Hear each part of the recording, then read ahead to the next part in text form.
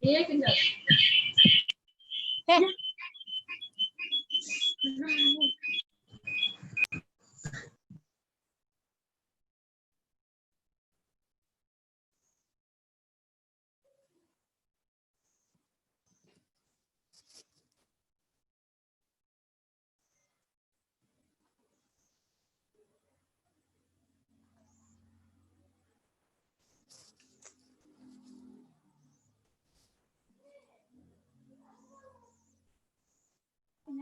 Kan bayar. Jangan nyicil lagi kayak kemarin tuh 3 kali diminta.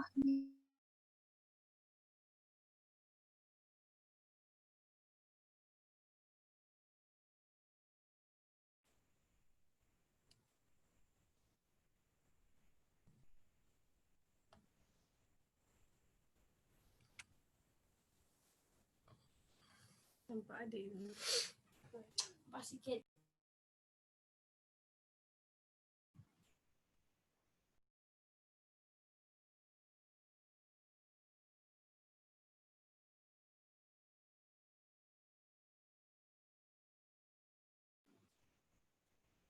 Hai.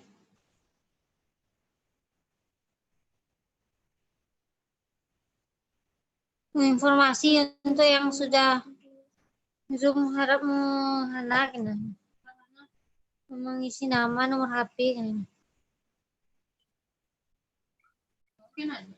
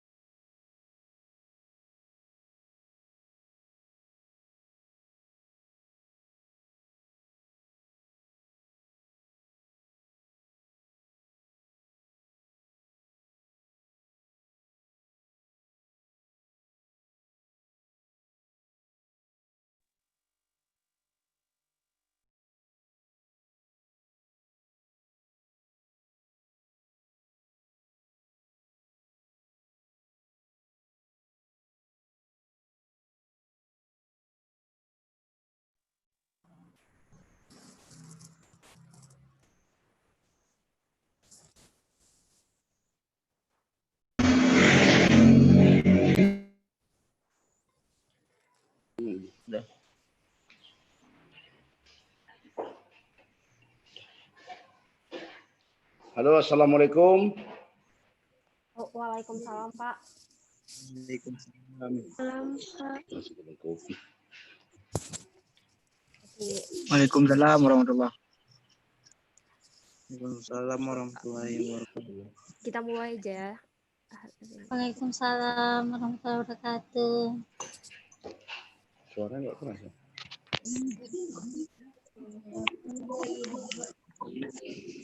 Di atas mau melana tadi dah.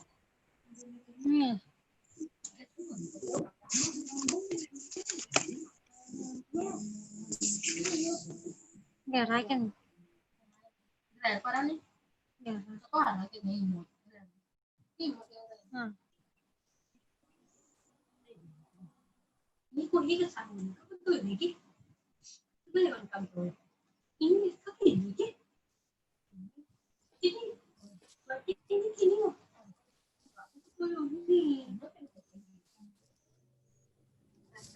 Zoom ya. Gimana sih kok tidak? Kok beli nggak? Dia cuma gambar ternyata. Kepada seluruh teman-teman yang udah join, jadi suaranya itu dimatikan ya. Jaringan. Salah aja yang kedua aja. Yang kedua. Assalamualaikum warahmatullahi wabarakatuh.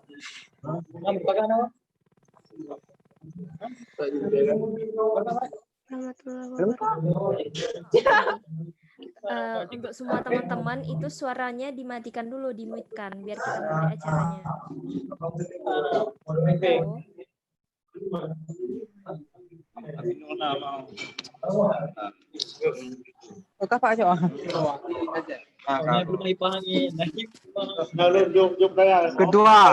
Ketua Muhammad Rizky, tolongan, su. Karena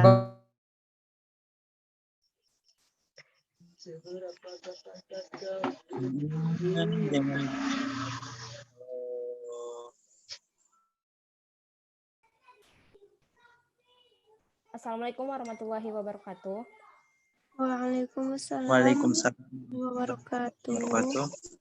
Oke, jadi ini acaranya kita mulai ya. Sebelumnya, puji syukur kita panjatkan kehadirat Allah Subhanahu wa Ta'ala yang telah memberikan kita rahmat dan hidayahnya, sehingga kita masih bisa berkumpul secara online, walaupun secara virtual. Saya berharap juga teman-teman tetap semangat.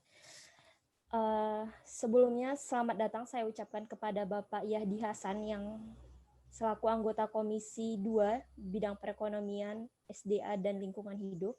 Dan selamat datang juga saya ucapkan kepada Bapak Haji Fahrul Roji MIP selaku Senator DPD RI yang berasal dari Aceh. Dan yang ketiga yaitu Bapak Dr. Taufik Abdul Rahman, yaitu pengamat politik. Beliau juga sebentar lagi akan hadir karena beliau sedang dalam perjalanan. Oke, sebelumnya perkenalkan nama saya Nazlia Rizka Nasution. Jadi di sini teman-teman, saya yang akan memandu acara kita pada malam hari ini. Jadi teman-teman itu kalau misalnya ada yang ingin bertanya boleh melalui room chat. Nanti pertanyaannya akan saya pilih secara random.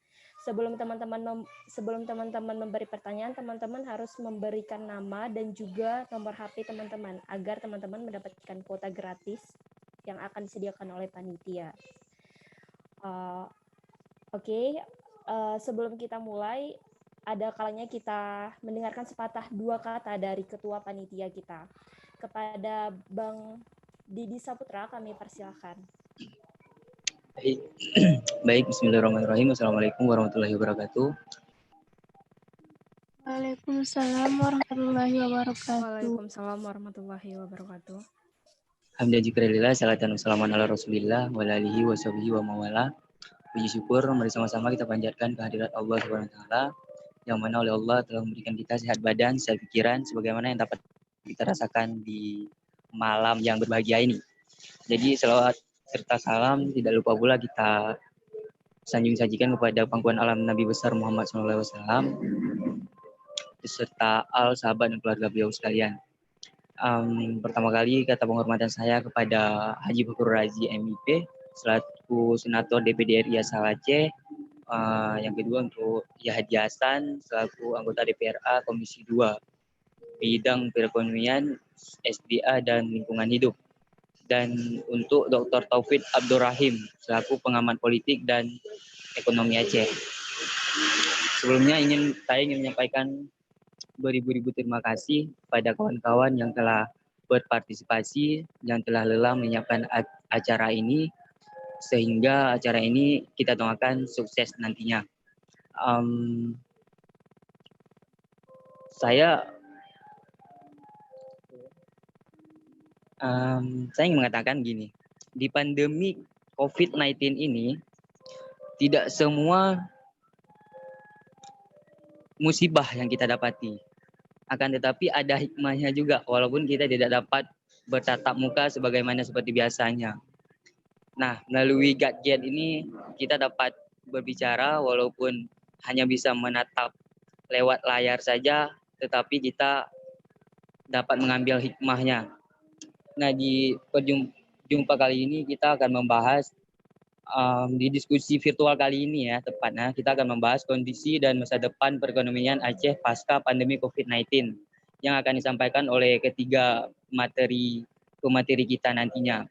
Dan saya juga ingin menyampaikan saya sangat bangga telah bergabung dan bisa berdiskusi dengan kawan-kawan semua, terlebih lagi dengan ketiga orang tua ataupun abang dan saya. Mungkin hanya itu yang dapat saya sampaikan. Saya kiri, wabillahi taufiq wal hidayah. Assalamualaikum warahmatullahi wabarakatuh. Oke, terima kasih kepada Bang Deddy Saputra yang telah memberikan sepatah dua kata. Oke, mungkin langsung aja dari pemateri kita yang pertama, yaitu Bapak Yahdi Hasan. Apa kabar Pak Yahdi Hasan, selaku anggota Komisi 2? Assalamualaikum warahmatullahi wabarakatuh. Kabar baik dan sehat. Semoga kita diberikan kesehatan semua. Oke, mungkin langsung saja ya Pak, saya berikan kepada Bapak Yahdi Hasan, kami persilahkan. Oke, terima kasih. Terima kasih kepada moderator, yaitu Ananda Najlia Rizky Nasution, beserta Deddy Saputra, dan seluruh daripada panitia terselenggaranya acara ini, di mana dalam acara diskusi virtual gratis ini yang melalui Zoom, yang diselenggarakan oleh anak-anak kami HMI Aceh, Himpunan Mahasiswa Manajemen Indonesia Aceh. Penghormatan kami juga kepada teman-teman pembicara ataupun senator kita. Assalamualaikum warahmatullahi wabarakatuh, Pak Farul Raji, sebagai senator, sebagai pembicara juga. Salam penghormatan saya. Dan juga salam penghormatan saya juga kepada pakar ekonomi, Bapak Dr. Taufik Abdul Rahim. Assalamualaikum Pak Taufik. Selamat berjumpa, bergabung bersama kita di sini dalam rangka diskusi virtual gratis yang diadakan oleh anak-anak kita ini. Sedikit saya mau menyampaikan dalam hal ini, yaitu mengenai kondisi dan masa depan perekonomian Aceh pasca COVID-19.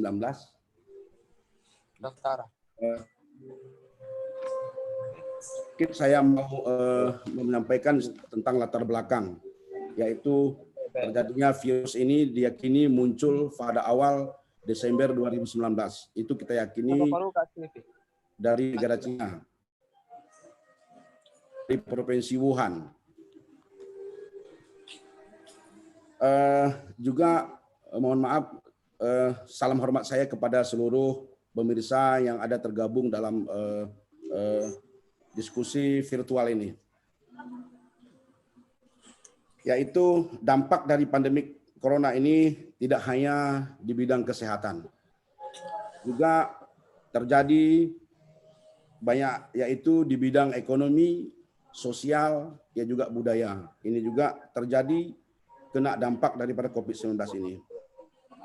Nah, dampak terbesar adalah yaitu mengganggu proses produksi dan distribusi dan konsumsi. Ini yang terjadi saat ini.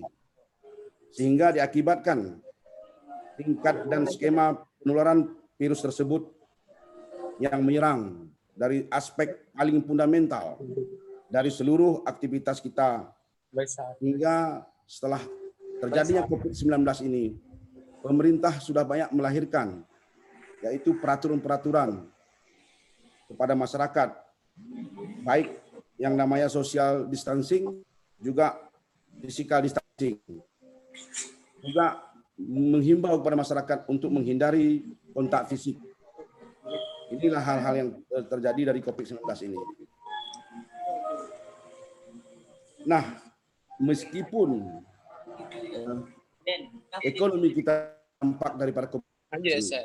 Kita juga harus selalu nampakkan untuk keluar dari ini semua. Kita jangan hanya berpangku tangan dalam hal ini. Walaupun pemerintah sudah banyak mengeluarkan peraturan, tapi kita juga mencari akal dan lain supaya ekonomi kita bisa tetap maju. Sesuai dengan tema sekarang ini juga. Nah, walaupun saat ini ekonomi kita sudah bergerak ke arah digital saat ini, tapi tidak cukup kuat menjadi alternatif solusi atas dampak COVID-19 ini. Makanya dalam hal ini, saya selaku anggota DPR Aceh, kebetulan Komisi 2 di bidang ekonomi, untuk menghimbau, juga menyarankan, ada beberapa poin yang sudah saya catat, juga mau saya sampaikan kepada adik kita di sini dalam forum ini. Nah, dampak pelemahan perekonomian terhadap rumah tangga, juga dunia usaha, ini juga berimbas atas COVID-19 ini. Makanya di sini kami juga menyarankan kiranya dengan terganggunya produksi dan produktivitas kegiatan masyarakat, ini sudah jelas terjadi. Makanya terjadilah penurunan daya beli dan konsumsi masyarakat. Diakibatkan terganggu semua ini, makanya daya beli masyarakat dan konsumsi masyarakat juga akan terganggu. Akhirnya apa? Pastinya kehilangan pekerjaan. Kehilangan pekerjaan artinya ya menambah lagi pengangguran kita. Ini terjadi dampak daripada COVID-19 terjadi di ekonomi rumah tangga. Nah, begitu juga dengan dunia usaha. Terjadi juga, terkena juga dampak ke dunia usaha, di mana terganggunya aktivitas bisnis dengan COVID-19 juga akan mengakibatkan menurunnya pendapatan usaha. Ini yang terjadi juga, sehingga akan mengancam usaha tersebut menjadi bangkrut. Ini yang harus kita sepakati, ini sudah terjadi. Dan di sini apa upaya kita? Upaya kita untuk menekan dampak COVID-19 ini, yang upaya-upaya kita yang harus kita lakukan, terutama pemerintah, eksekutif dan legislatif. Ini harus saya sampaikan sedikit, yaitu menurunkan beban masyarakat. Kita harus sepakat juga, pemerintah, eksekutif, legislatif harus juga berusaha untuk menurunkan beban masyarakat, yaitu bantuan keuangan dan juga pangan kepada masyarakat yang rentan akibat COVID-19 ini. Nah, ini juga harus kita lakukan, upaya-upaya ini harus kita lakukan. Juga mengendalikan harga kebutuhan pokok di pasar. Juga ini juga harus, pemerintah juga harus turun dan jeli mengikuti bagaimana perkembangan tentang harga ini, supaya jangan melambung menjerit masyarakat dengan harga tersebut. Juga menjaga keberlangsungan produksi pangan, artinya pemerintah juga harus menyediakan stok pangan. Juga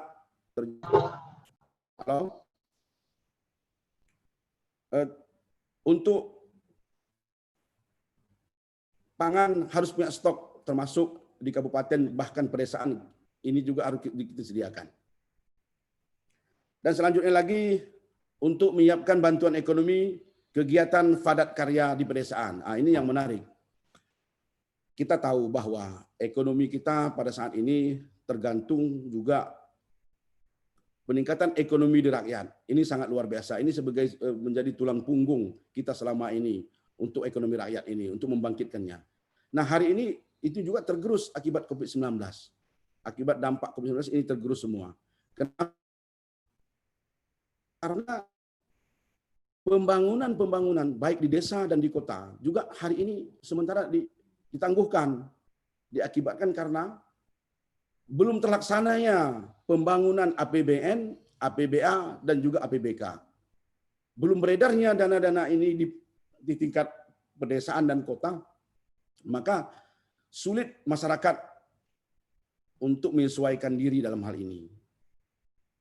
Kita tahu bangkitnya ekonomi rakyat, lemahnya ekonomi rakyat tergantung kepada beredarnya ya dana-dana dari APBA, APBN, dan APBK untuk membangun baik itu namanya infrastruktur dan juga bantuan yang sangat dibutuhkan rakyat. Hari ini untuk sementara terpaksa tertangguhkan. Untuk sementara disimpan dulu. Aceh juga, APBA Aceh juga terkena yaitu 1,7 T pemerintahan Aceh untuk merefocusing anggaran untuk pembangunan Aceh karena terjadi dampak COVID-19 ini. Nah, kita juga menyarankan untuk meningkatkan nilai tambah kepada produksi masyarakat. Ini juga berbentuk mungkin bantuan baik bibit atau pupuk yang unggul yang kita sampaikan kepada masyarakat, yang kita berikan masyarakat. Nah, kebetulan Komisi 2 membidangi ekonomi, juga 2 minggu yang kebelakang kami sudah memanggil dinas terkait, juga mengadakan rapat.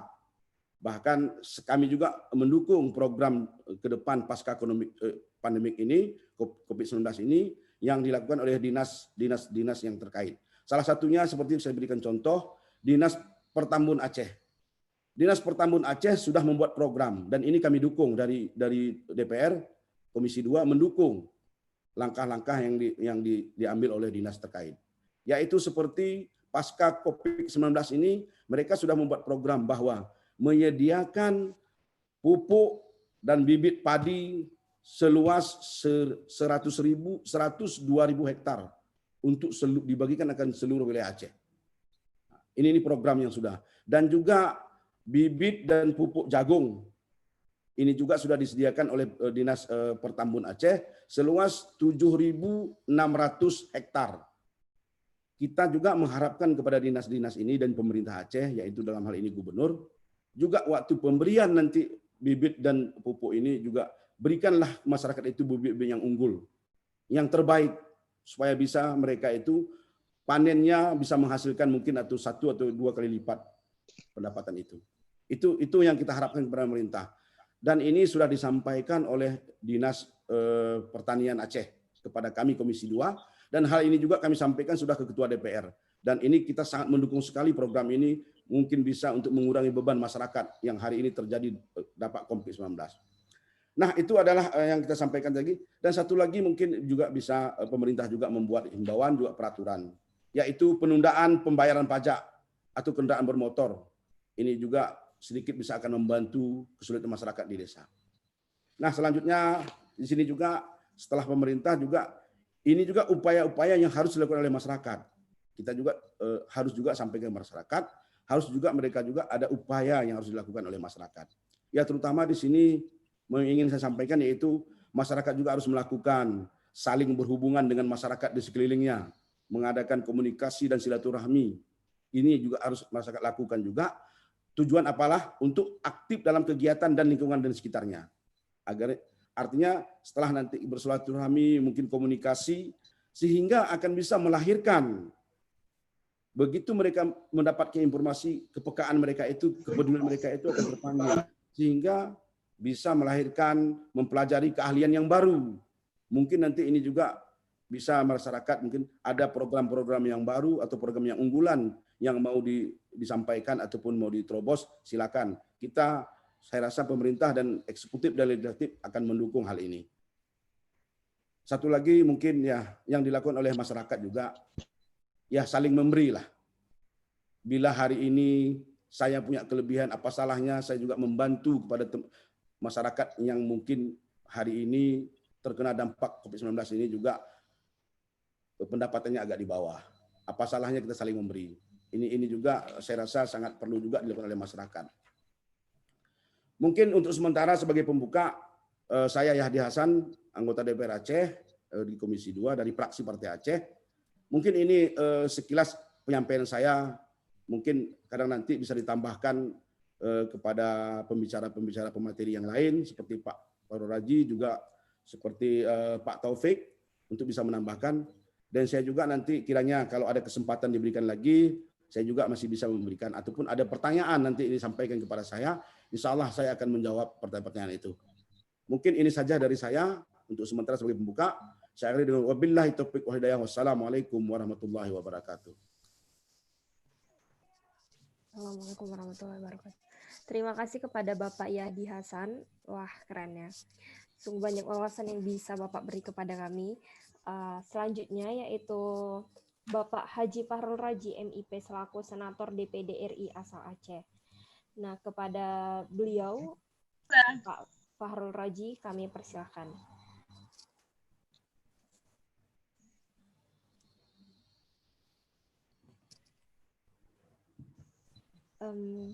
Ya, kepada baik. Terima kasih. Sudah kelihatan, suaranya sudah masuk, Nazlia. sudah Pak, sudah. Ya, baik. Terima kasih. Bismillahirrahmanirrahim. Assalamualaikum warahmatullahi wabarakatuh. Terima kasih buat teman-teman HMMI ya, Aceh yang sudah memfasilitasi diskusi pada malam ini. Kemudian salam hormat saya buat narasumber, Bang Yahdi, Bang Taufik, dan juga semua peserta yang sudah berkenan ya meluangkan waktu untuk mendengarkan pemaparan saya dan teman-teman narasumber yang lainnya. Salam sehat ya. Saya ingin mempersingkat mukadimah saja. Alhamdulillahirrabbilalamin, wassalatu wassalamu ala asrafil anbiya'i wal mursalin wa ala alihi washabihi ajmain, amma ba'du. Pertama-tama marilah kita panjatkan puji syukur kepada Allah Subhanahu wa taala yang telah melimpahkan rahmat dan hidayah kepada kita semua sehingga pada malam ini kita dapat berkumpul dalam keadaan sehat walafiat. Salawat tetap salam kepada junjungan Nabi besar Muhammad SAW yang telah membimbing umatnya dari zaman jahiliyah menuju zaman yang terang menerang. Yang saya banggakan dan saya muliakan adik-adik sekalian, pada malam ini saya diminta memberikan beberapa catatan-catatan ya yang setidaknya bisa memberikan inspirasi dan juga referensi buat teman-teman sekalian berkaitan dengan kondisi terkini di Aceh. Baik, sedikit saya ingin presentasikan ya, saya siapkan slide di sini malam ini. Yang pertama itu berkaitan dengan diskusi kita malam ini ya dengan tema kondisi dan masa depan perekonomian Aceh pasca COVID-19. Baik, saudara-saudara sekalian ya, saya sebenarnya melihat dari sisi ekonomi politiknya maupun dari sisi politik ya. Nanti juga ada Dr. Taufik ya yang juga akan melihat dan mengkaji lebih mendalam lagi berkaitan dengan kaitan ekonomi politik. Baik, dalam hal ini ya saya ingin katakan bahwa Indonesia hari ini kasus terkonfirmasi itu dari 52.000 ya. Bahkan Aceh hari ini dan kasus yang meninggalnya sudah 2.720. Nah, ini menariknya adalah Aceh sempat mengalami titik zero, titik green ya, titik hijau. Kemudian hari ini mengalami akumulasi ya, jumlahnya yang sudah tinggi sekali. Informasi terakhir saya dengar 80. Artinya apa? Artinya bahwa Aceh mengalami gelombang kedua, ya, gelombang kedua kasus COVID-19. Nah, Indonesia juga akan mengalami gelombang kedua nih, yang saat ini sedang sebenarnya saya ingin katakan jumlah persentase yang terkonfirmasi positif COVID-19 semakin lama semakin tinggi. Nah, yang kita khawatirkan kenapa dari kami DPD menolak adanya Pilkada serentak 2020 ini ya, karena kita khawatirkan akan terjadi kerumunan massa pada saat pemilu nantinya, apalagi pilkada nantinya. Dalam proses dari bulan Juni ini sampai dengan Desember itu setidaknya akan mengakibatkan gelombang ketiga ya, yang kita kenal dengan gelombang ketiga peningkatan kasus COVID-19. Nah, yang menarik, Aceh hari ini mengalami gelombang kedua. Nah, kita khawatirkan kalau pemerintah tidak mengeluarkan solusi dan mengambil kebijakan tegas, saya khawatir nanti tingkat kasus positif ya corona yang ada COVID-19 yang ada di Aceh semakin lama semakin tinggi. Nah, awalnya kita melihat ya ada tiga keadaan ya yang hari ini Cina sendiri mohon maaf sudah mengalami proses kemenangan, tapi Indonesia ini sedang mengalami krisis termasuk Amerika dan Italia. Bahkan ada beberapa negara yang sudah lempar anduk ini udah nggak sanggup lagi menghadapi kasus corona yang begitu tinggi.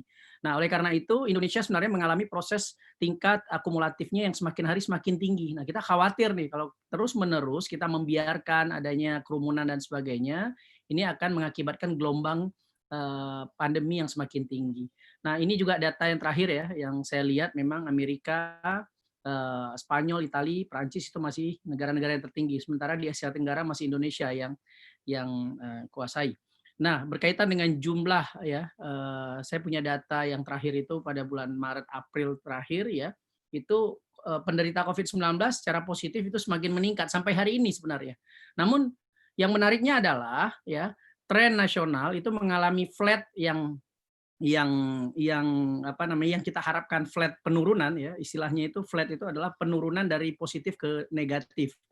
Nah, penurunan ini belum terjadi sampai saat ini. Saya khawatir kalau ini tidak terjadi flat, ini kita nggak tahu punya kepastian nih COVID-19 sampai kapan berakhir dan sebagainya. Akhirnya mempengaruhi tingkat perekonomian, baik itu di nasional maupun yang ada di daerah.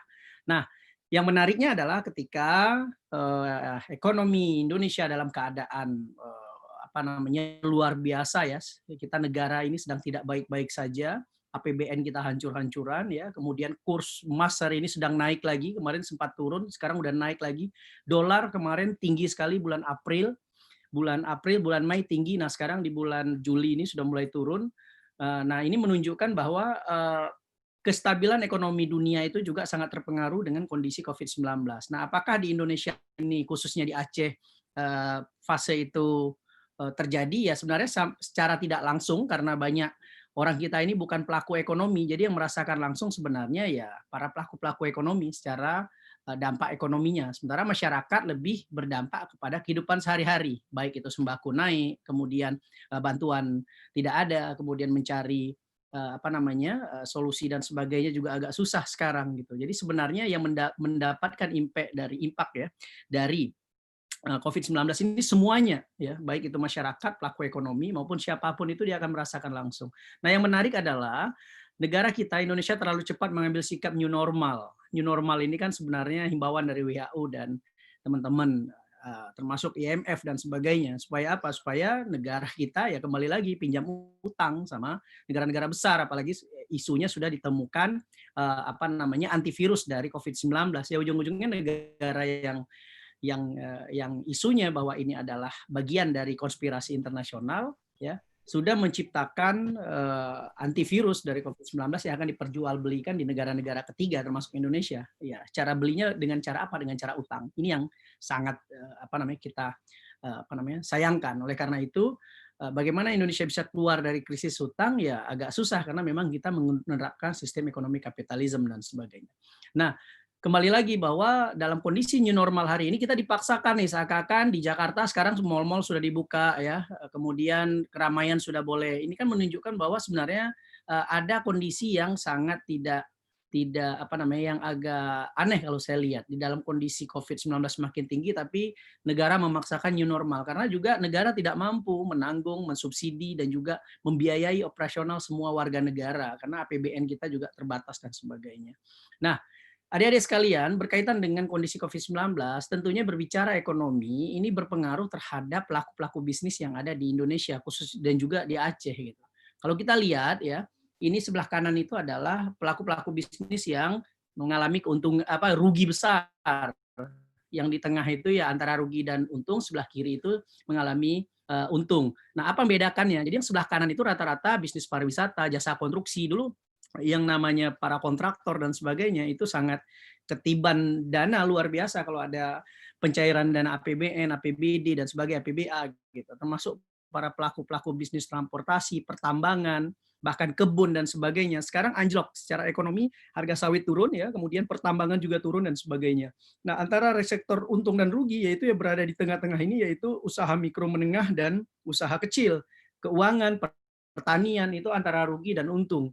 Nah, sementara yang berada di sisi kiri saya itu seperti jasa logistik, jasa telekomunikasi, sistem digital, IT dan sebagainya ya, sistem online itu mengalami peningkatan, bahkan kimia farma, beli toko-toko obat-obatan itu meningkat.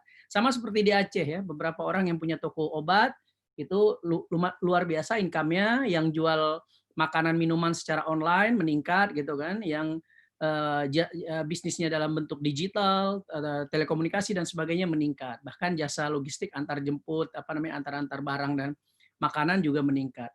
Nah, ini yang terjadi bukan hanya di Aceh tapi di nasional. Jadi ada peluang dan ada ancaman terhadap COVID-19. Nah, sebenarnya adalah berbicara ekonomi, sejauh mana negara ya itu mampu mengempowering masyarakat itu dalam hal penguatan ekonominya, apakah dia mandiri atau tidak. Ini menunjukkan bahwa sebenarnya banyak sekali masyarakat yang kolaps dalam keadaan ekonomi ya. Di Jakarta hari ini, mohon maaf, di Pulau Jawa itu terjadi PHK besar-besaran, pabrik tutup dan sebagainya, sehingga banyak yang hari ini mengalami krisis finansial yang sangat luar biasa. Nah, di Aceh sebenarnya kenapa tidak mengalami hal yang dilematis ekonomi ya karena tidak ada pabrik-pabrik yang signifikan sehingga mengalami PHK buat para pekerja dan sebagainya. Karena rata-rata ini menunjukkan bahwa di Aceh ini banyak pekerja, tapi pekerja asing ya, termasuk di Nagan Raya, kemudian di PT SAI dan sebagainya, itu yang mengalami ya mereka-mereka yang dari luar gitu. Kalau dari pribumi sendiri atau dari kita sendiri tidak mengalami hal yang signifikan. Ya oleh karena ya itu akibat karena memang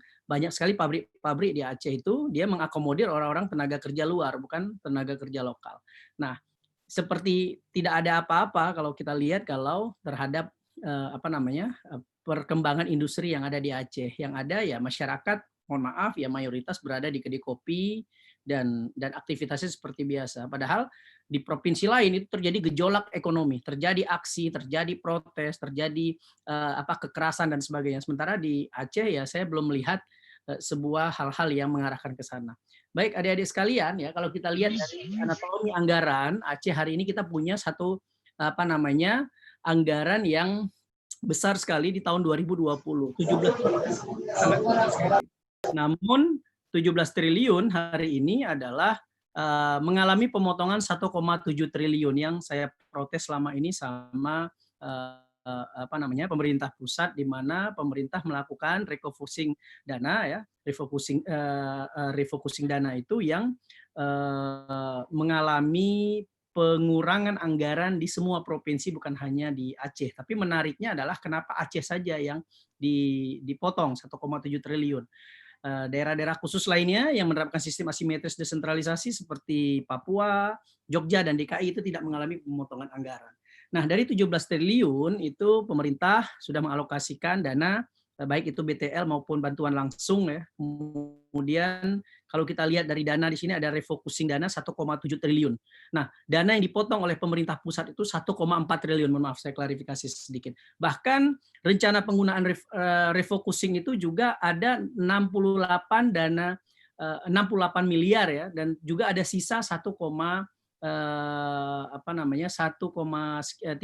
sekian triliun dana yang sebenarnya yang harus ditanggung oleh pemerintah Aceh. Bahkan ada dana Silpa tahun 2019 kemarin itu juga tidak diberikan kepada Aceh. Dan yang lebih parah lagi adalah Aceh harus menanggung 646 miliar dana kekurangan premi JKA. Jadi begitu kondisi sebenarnya pemerintah Aceh ini tidak baik-baik saja, tapi saya lihat pemerintah Acehnya slow-slow saja gitu loh. Seakan-akan tidak ada problem, padahal ini problem besar sebenarnya. Jadi ketika memang anggaran terjadi pengurangan yang sangat signifikan dan sebagainya.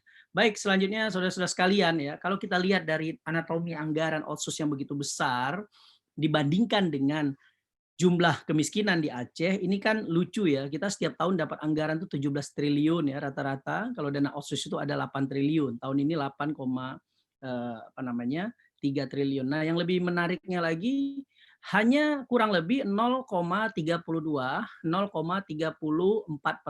terjadi penurunan. Jadi anggaran 17 triliun itu hanya menurunkan 0,34%. Jadi kecil sekali mengalami penurunan dengan anggaran yang besar. Nah, ini yang selama ini kita kawal. Ada apa nih? Anggaran yang begitu besar, kenapa penurunan kemiskinan sangat tidak signifikan?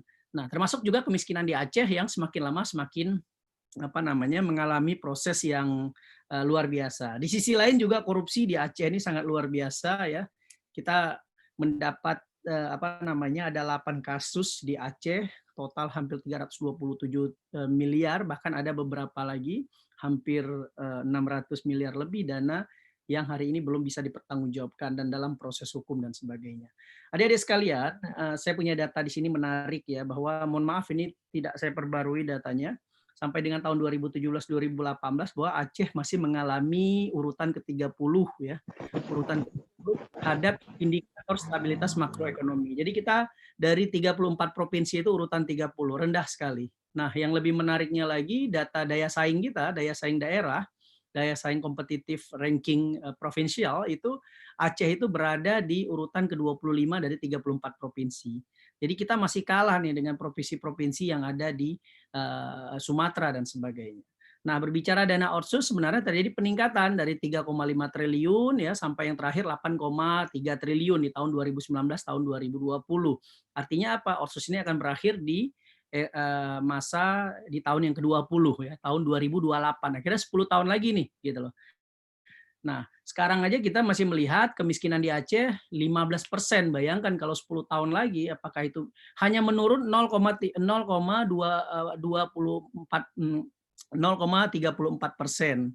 penurunannya. Ya, jadi kalau dikali 10 tahun ya kurang lebih berapa itu? Ya, kurang lebih 5% dari penurunan. Jadi diperkirakan di tahun 2028 kemiskinan di Aceh hanya berkisar 10 sampai 12%, sama aja.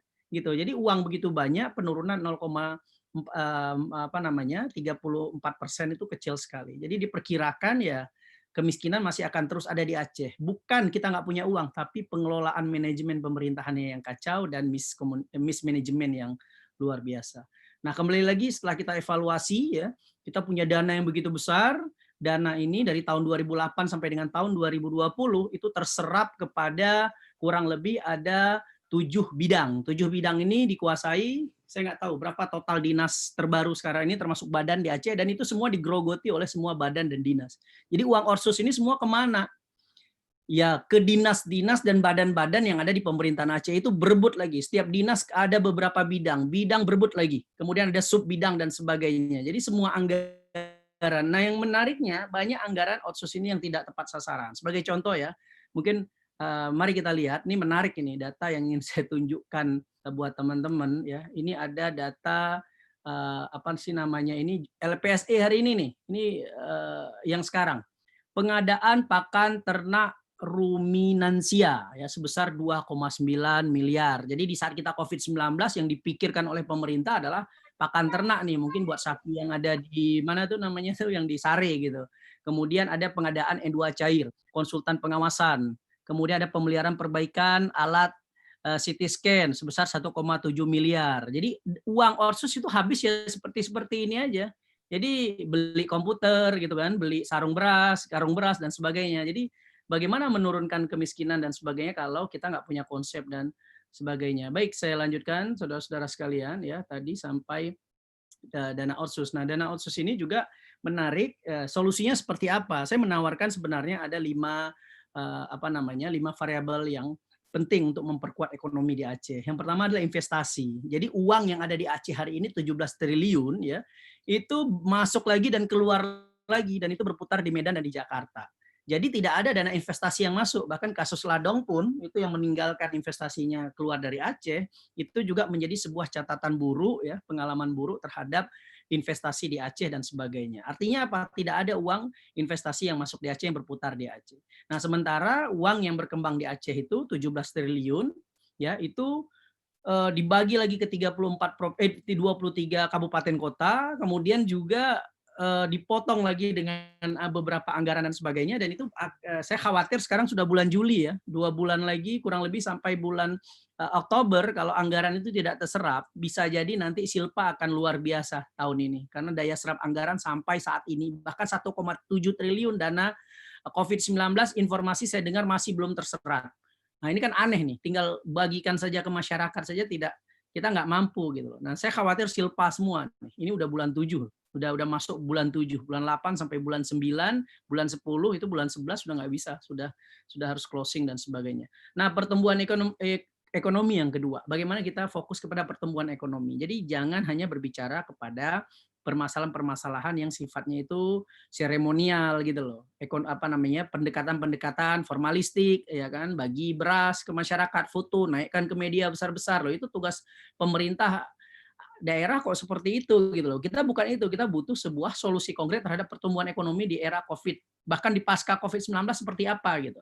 Nah, tidak ada upaya untuk mendorong adanya lapangan pekerjaan, tidak ada upaya atau strategi yang dibangun oleh pemerintah Aceh untuk memperkuat pendapatan masyarakat ya. Bahkan yang lebih menarik, Indonesia hari ini ya, khususnya Aceh, itu tingkat penganggurannya itu tinggi sekali. Anak-anak muda hari ini tidak dapat pekerjaan dan sebagainya. Ini kan akan mengalami sebuah gejolak sosial di masa depan kalau pemerintah tidak mencari solusi dari sekarang. Ketiga adalah peningkatan basis pajak daerah. Jadi kita sebenarnya sudah punya Undang-Undang Aceh ya nomor 11 tahun 2006, itu tidak dimanfaatkan dan dioptimalkan secara maksimal. Kita punya bagaimana mengelola pajak sendiri, nggak usah lagi masuk ke Medan, nggak usah lagi masuk ke Jakarta, tapi bisa kita kelola sendiri gitu kan.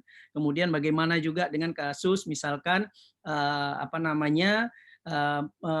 konsep zakat yang udah kita terapkan, bagaimana zakat itu bisa memperkuat untuk penguatan ekonomi daerah dan sebagainya. Nah, itu juga belum maksimal. Dan yang lebih parah lagi, Bank Aceh ya tidak maksimal untuk memberdayakan ekonomi masyarakat, lebih mencari posisi aman ya, pegawai negeri yang mampu bayar kredit ya. Sementara masyarakat rendah yang butuh bantuan modal usaha tidak bisa karena tidak ada jaminan dan sebagainya. Kalau PNS ini semuanya mudah dapat bantuan dari Bank Aceh gitu kan. Ya, akibatnya apa? Ya akhirnya Bank Aceh menjadi bank plat merah hari ini, tidak pernah melihat sisi pada masyarakat dan swasta dan sebagainya.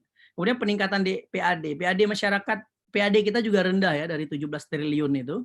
Ya, jadi berapa uang yang dipergunakan buat Aceh dan berapa masuk ke Aceh itu juga sangat kecil sekali. Jadi kita berharap dari pajak, berharap dari IMB, berharap dari PBB dan sebagainya terlalu kecil itu dibandingkan dengan strategi lain yang sebenarnya bisa dibangun oleh pemerintah Aceh dan sebagainya. Yang terakhir adalah peningkatan pelayanan publik, dan Aceh hari ini mendapatkan provinsi terparah dalam memberikan pelayanan publik.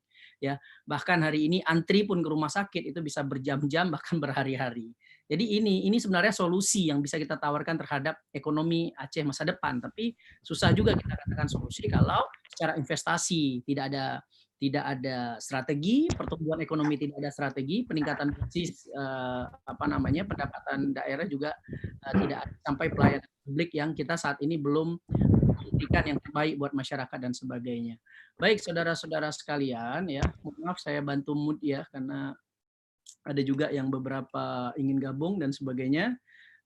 Yang terakhir adalah saya ingin katakan kepada kita semua bahwa Aceh itu membutuhkan anak-anak muda yang bisa membawa Aceh ini kepada kondisi yang lebih baik. Jadi COVID-19 harus dijadikan momentum kebangkitan Aceh dalam rangka membaca ya peluang hari ini. Jadi kita harus merubah mindset adik-adik sekalian.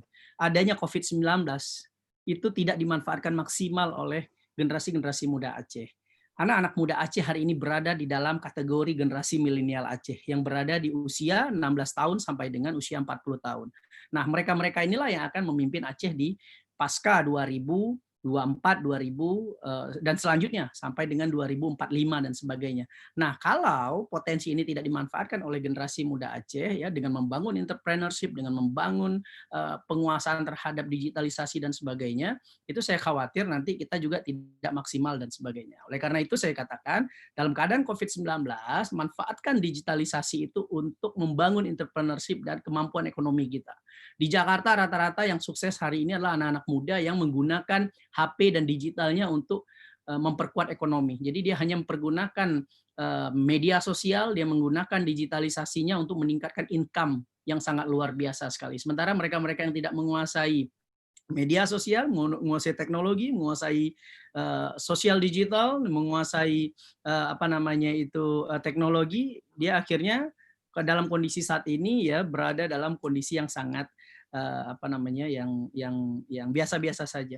Bahkan menariknya adalah terjadi perubahan paradigma nih anak-anak muda sekarang. Yang dulu dia lebih kepada pekerjaan masuk kantor pagi, sore dia pulang, tapi karena ada sistem seperti ini work from home ya, apa yang terjadi? Mereka merubah konsep bisnis yang bisnisnya selama ini lebih manual kembali kepada bergerak kepada sistem digitalisasi, bergerak kepada sistem teknologi dan sebagainya. Nah, peluang ini harus dibaca dan dimanfaatkan oleh generasi muda Aceh. Semuanya harus menguasai teknologi dan gunakan ya keadaan hari ini untuk merubah pola pikir kita.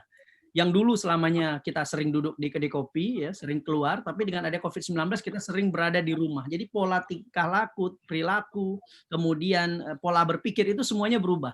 Jadi COVID-19 ini merupakan gerbang menuju revolusi industri 5.0 ya. Sementara kita 4.0 aja nggak siap gitu. Apalagi ini udah masuk ke teknologi yang baru yang 5.0 gitu. Oleh karena itu mau nggak mau, siap nggak siap ya, anak-anak muda khususnya mahasiswa ekonomi harus membangun sikap entrepreneur ya yang kuat ya berbasis digital dan teknologi. Karena Aceh mau nggak mau hari ini akan dipaksakan ya menggunakan serba teknologi, belanja sistem online, pendekatan teknologi yang masif ya, dan juga pertumbuhan ekonomi. Jadi kita udah akan ditinggalkan itu pola-pola ekonomi klasik ya yang menggunakan konvensional dan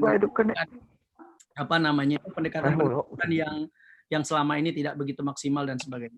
Baik, sebagai pengantar saudara-saudara sekalian, saya pikir itu saja. Terima kasih dari saya. Saya kembalikan kepada moderator ya. Nanti kita akan berdiskusi panjang dalam diskusi selanjutnya. Baik, terima kasih. Wabillahi taufiq wal hidayah. Wassalamualaikum warahmatullahi wabarakatuh. Terima kasih kepada Bang Farul Roji selaku Senator DPD RI asal Aceh. Saya memiliki banyak pandangan, kesimpulan yang bisa saya ambil dari beliau, yaitu kita sebagai milenial harus memiliki paradigma, yaitu sebagai entrepreneur yang harus bisa memanfaatkan teknologi. Seperti contohnya sekarang yang dulu kita bisa bertatap muka secara langsung, kita sudah beralih ke aplikasi yang lebih maju, seperti Zoom, Google Meet, ataupun lainnya. Oke, langsung aja, karena pemateri kita yang kepada Bang Dr. Taufik Abdul Rahim, karena beliau sedang dalam perjalanan, jadi di sini saya akan buka sesi bertanya kepada teman-teman yang ingin bertanya, boleh menyebutkan nama dan juga nomor HP. Teman-teman boleh berikan pertanyaan melalui Google Room, melalui Roommat yang di sini, ataupun membuka suara mute daripada voice-nya. Nah, di sini saya buka sesi pertanyaan kepada teman-teman. Oke.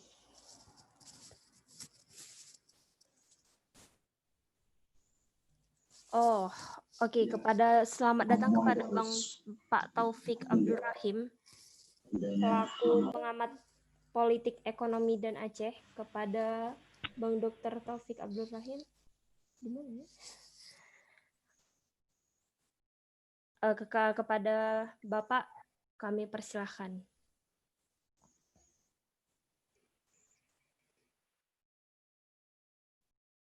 Kepada Pak Taufik Abdul Rahim kami persilahkan, Pak. Pak Taufik.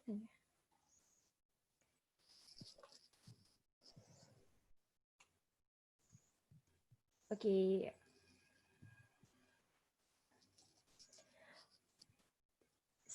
Sebelum Bapak tersebut berbicara, teman-teman sudah boleh mempersiapkan pertanyaannya melalui pertanyaan yang di chat ataupun di Roommat ataupun melalui sesi pertanyaan.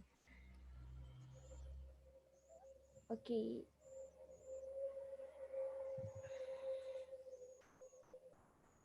Oke, teman-teman apabila ada yang ingin bertanya, kami persilahkan. Oh my God.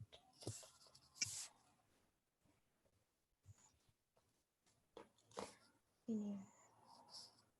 Kepada Pak Taufik, kepada Dr. Taufik Abdul Rahman, selaku pengamat politik ekonomi Aceh, boleh Pak untuk menjabarkan materi kita pada malam hari ini?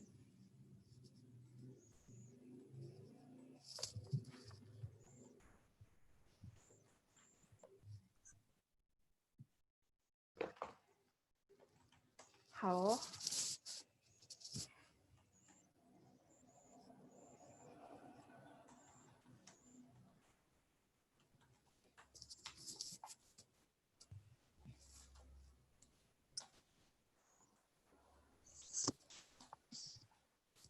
Kepada Pak Taufik, Dr. Taufik Abdul Rahman, kami persilahkan Pak.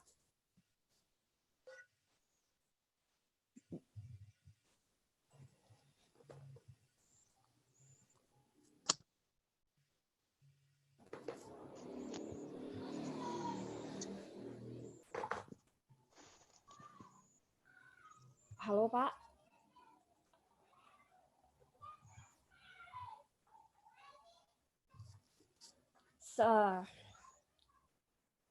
Oke, selagi kita menunggu Bapak berbicara, teman-teman, apabila ada yang ingin bertanya, kami persilakan.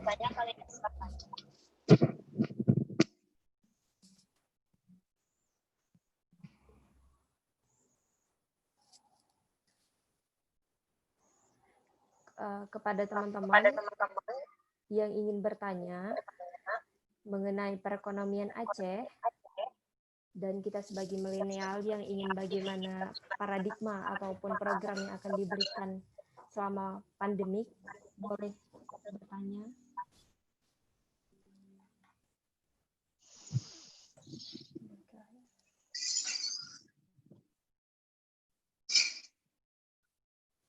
Oh, ini kepada Kurniawan 0822 7462 1609.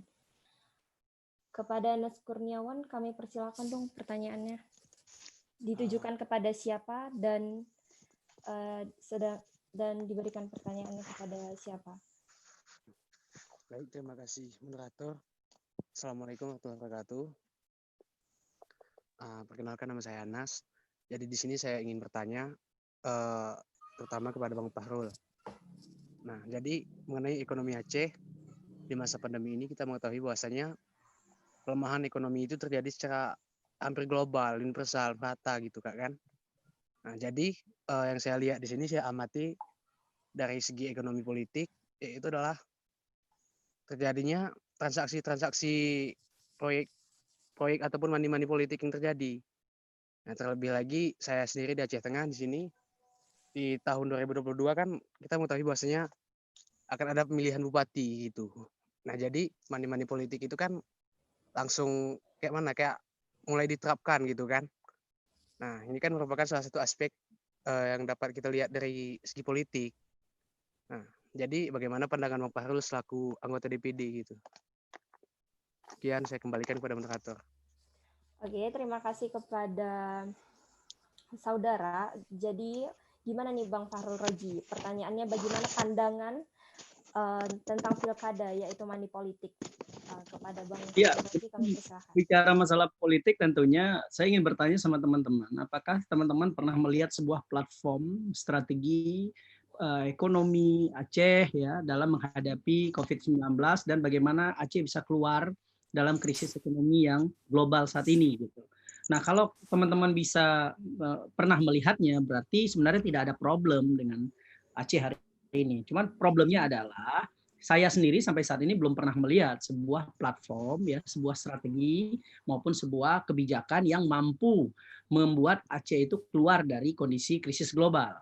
Provinsi lainnya, Jawa Tengah ya, provinsi lainnya yang selama ini mereka berkutat dan berperang ekonomi dengan kondisi global hari ini, mereka mencoba melakukan exit strategi, bagaimana membangun sebuah fondasi ekonomi yang kuat di masing-masing daerahnya dengan kemampuan ekonomi, dengan analisis SWOT-nya, kemudian berapa anggaran yang dimiliki, bagaimana tingkat investasi yang hilang di provinsi itu, kemudian PAD provinsi bersangkutan yang juga mengalami penurunan, dan apa yang dilakukan, dan semua pimpinan daerah itu melakukan hal yang sama harusnya karena itu perintah undang-undang. Tapi yang terjadi di Aceh saya lihat itu tidak dilakukan.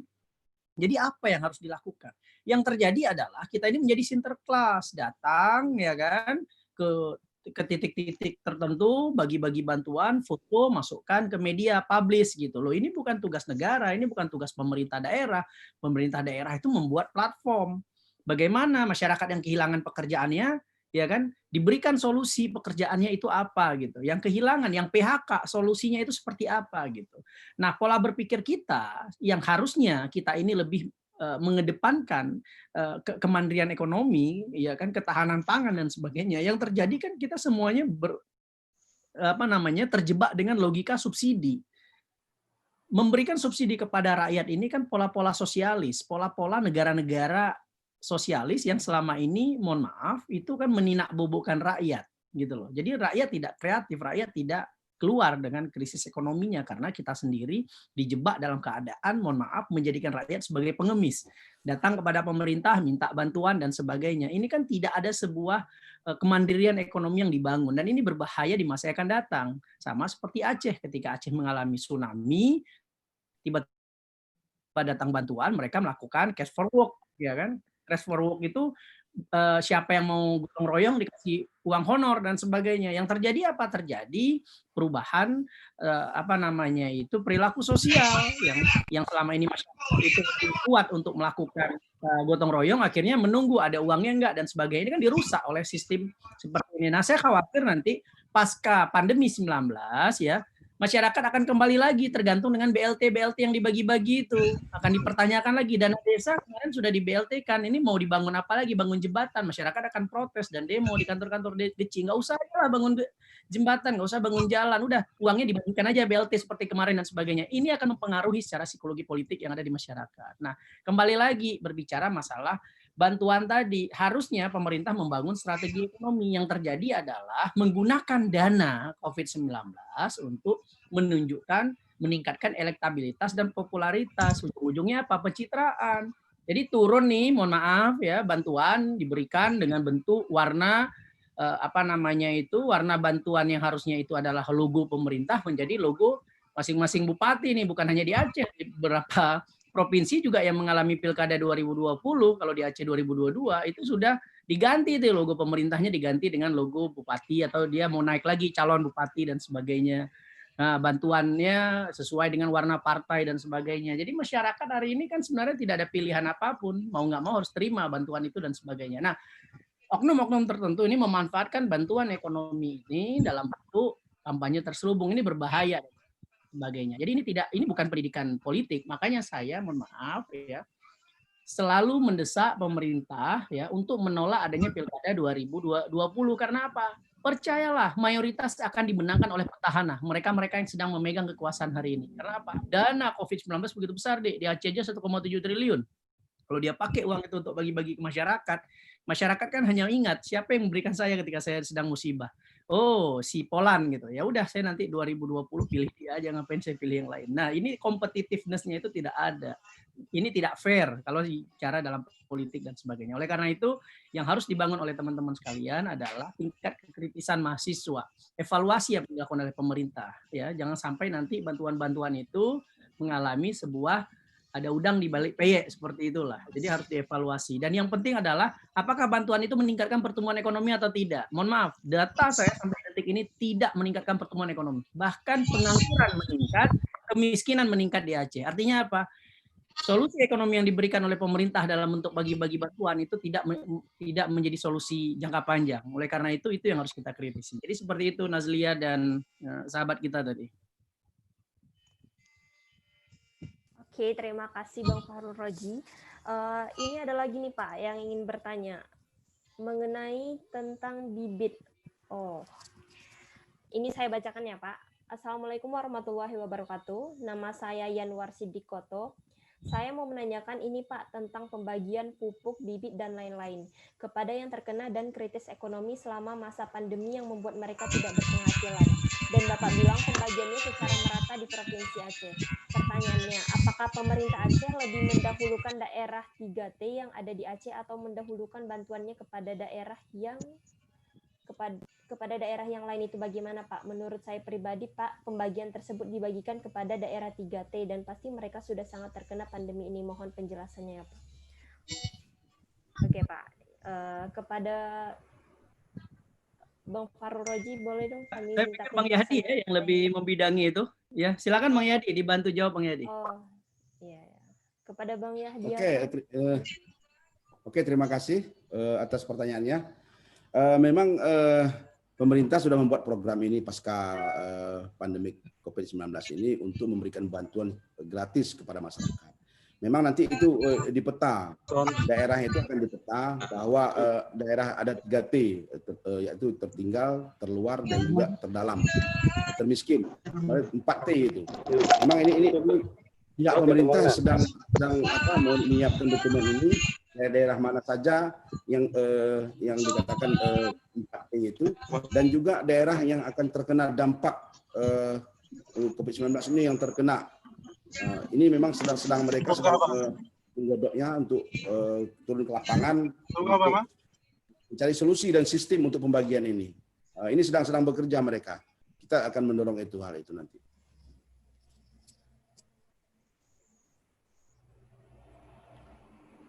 Halo? Oh iya.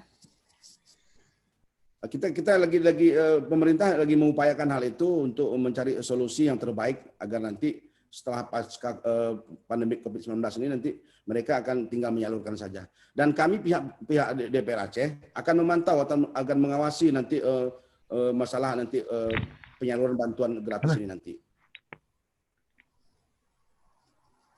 Oke, terima kasih Pak Yahdi Hasan. Langsung aja, ini Pak ada lagi satu pertanyaan dari Yanwar Sidikoto. Kepada Yanwar Sidikoto, pertanyaan kepada Bapak Yahdi Hasan, kami persilakan. Udah ditanya tadi. Oh, ini yang pertanyaannya ya? Iya. Oh, oke. Terima kasih Kak. Iya. Oke, itu ada pertanyaan masalah perbatasannya.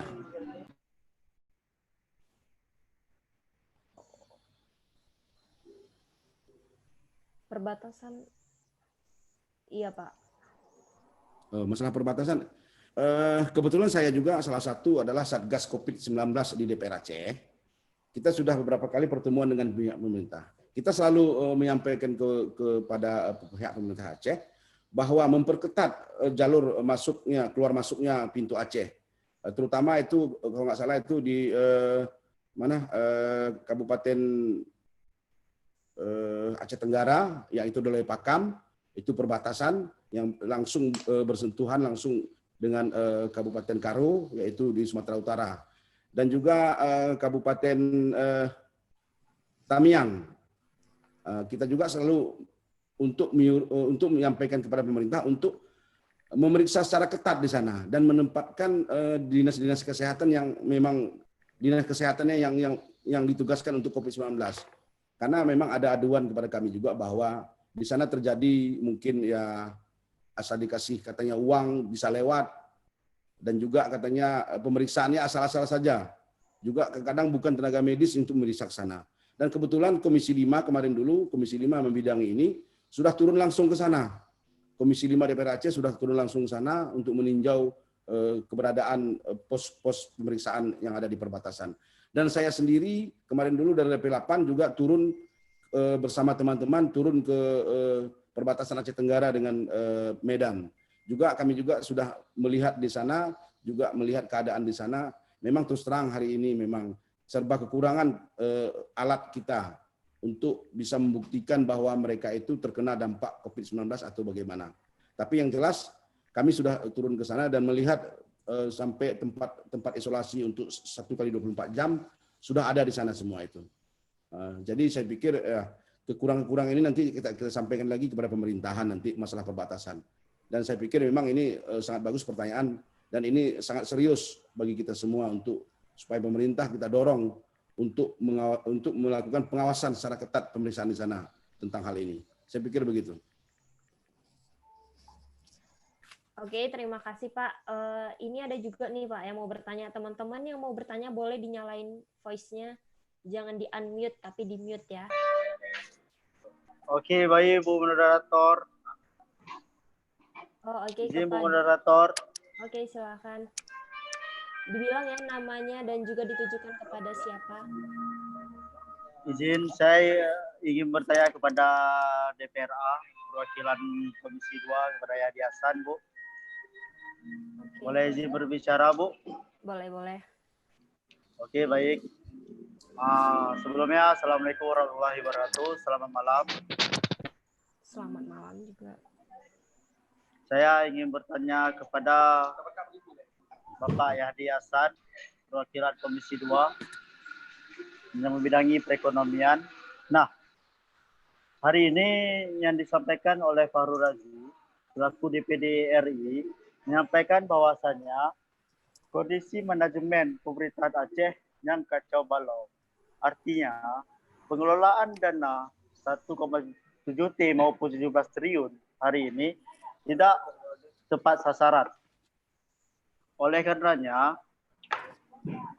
yang perannya DPRA hari ini sebagai legislasi penganggaran dan pengawasan, apa tindak lanjut DPRA untuk mengawasi setiap kebijakan-kebijakan yang dilakukan pemerintah Aceh. Bahkan pada saat COVID-19, bayangkan saja Pak, ada keteledoran pemerintah dalam mengambil sikap yang mana pemberlakuan jam malam. Itu jelas ada pimpinan DPRA, di situ ada Kapolda, di situ ada Pangdam, dan di situ ada PLT Gubernur Aceh. Artinya Forkopimda menyetujui pemberlakuan jam malam. Nah, hari ini dan ke depan, saya ingin menanyakan bagaimana yang dilakukan DPRA untuk mengawasi setiap kebijakan yang dilakukan oleh pemerintah Aceh, agar kebijakan-kebijakan pemerintahan Aceh itu bersifat keadilan, kemanusiaan, serta pemerataan. Tidak hanya untuk kepentingan semata kelompok dan sebagainya. Mohon izin kepada Bapak Yahdi Hasan. Saya kembalikan kepada moderator. Oke, terima kasih Pak. Langsung aja Pak dari Pak Yahdi Hasan. Kami persilakan Pak. Oke, terima kasih atas pertanyaan ini. Begini, pemerintahan Aceh itu merekopusing anggaran 1,7. Ini mereka lakukan sesuai dengan surat edaran dari pemerintahan pusat, yaitu presiden atau menteri. Tidak melibatkan DPR. Sampai hari ini juga kita mintakan kira-kira yang direkopusing itu program apa saja dan sumber dari mana. Nah, di sini saya jelaskan. Mungkin ini nanti juga bisa Pak Paul Raji juga bisa menjawab. Saya ingin pertanyakan di sini. 1,7 udah jelas uang itu rekopusing, artinya digeser uang itu, berarti uang itu masih ada di Aceh. Cuman sekarang bagaimana supaya uang ini secepatnya bisa menjadikan program, bisa menjadi realisasikan di lapangan. Itu harus kita dorong. Tapi yang menjadi pertanyaan saya di sini, uang 1,4 ini, kalau nggak salah saya juga adalah uang dari dana otsus. Dipotong 1,4 ini, kalau nggak salah saya juga ada uang otsus di situ yang tidak lagi dikirim oleh pusat. Tapi ini saya pikir keliru. Kenapa pusat juga tidak mengirim uang 1,4 ini? Padahal uang ini uang otsus. Otsus itu jumlahnya sudah jelas. Karena itu otsus itu jumlahnya untuk Aceh itu yaitu gabungan dana alokasi umum secara nasional digabung berapa 2% itu diserahkan ke Aceh. Nah, hari ini itu undang-undang menyatakan seperti itu. Nah, kenapa sekarang pusat tidak mau mengirimkan?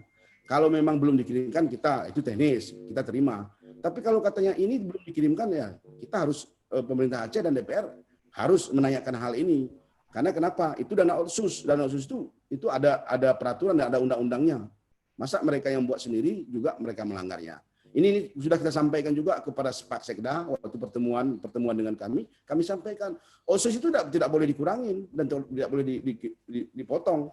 Karena itu dia sudah tertera dananya itu kecuali untuk tahun depan. Katanya alasannya dengan kurangnya pemasukan maka kuranglah dana otsus. Nggak bisa. Karena otsus itu sudah gabungan dan dana DAU. Jumlah dana DAU skala nasional itu kalau nggak salah saya 2% untuk Aceh itu. Jadi itulah jumlahnya. Jadi nggak bisa kalau pendapatan sekarang itu dilibatkan juga dana otsus sekarang. Saya pikir nanti itu juga Pak Paul Raji bisa juga menanggapinya bagaimana sebenarnya dana 1,4 ini dari mana. Kalau nggak salah saya itu menurut laporan itu 1,4 itu ada dana otsus di sana. Nah, mengenai yang diberlakukan jaga malam, ini memang kita juga kemarin dulu dari DPR begitu dikeluarkan oleh maklumat oleh pemerintahan Aceh, kita protes juga di DPR kemarin dulu. Karena pihak pemerintah itu tidak berkompromi dan tidak dulu menanyakan kepada kita dan kita belum membahas itu, langsung dikeluarkan tanpa ada babi ibu, langsung dikeluarkan maklumat untuk jaga malam. Kami DPR juga sangat keras untuk memprotes itu diberlakukan jaga malam. Kalau nggak salah saya sempat juga berjalan sampai 5 malam. Dan kita sangat sepakat memang tidak bisa lakukan jaga malam di Aceh. Kita menolak, khususnya kemarin dulu lembaga DPR Aceh menolak jaga malam itu yang dilakukan oleh pemerintahan Aceh. Saya pikir begitu. Oke, terima kasih Pak Yahdi Hasan. Mungkin bakal ditambah sama Bang Fahrul Roji, Bang. Baik, Nazli ya, sebelum saya tambah, saya melihat di sini. Oke, sedikit bisa saya tambahkan. Sudah bergabung ya, jadi saya minta kalau bisa moderator silakan ya, Pak. Untuk Assalamualaikum menyampaikan. Silakan Dr. Taufik. Assalamualaikum. Selamat datang Pak. Halo moderator. Selamat datang Pak Dr. Taufik Abdul Rahman. Moderator Pak Taufik sudah hadir. Oh iya. Pak Taufik sudah hadir moderator. Assalamualaikum. Iya. Waalaikumsalam Pak. Apa kabar? Terima kasih Nazli. Juga Assalamualaikum untuk Pak Raji. Juga saya Di Hasan. Maaf ini saya di jalan masih ini.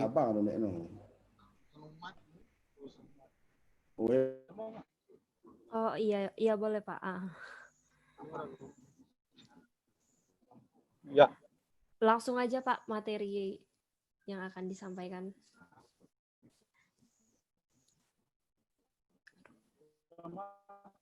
Ya.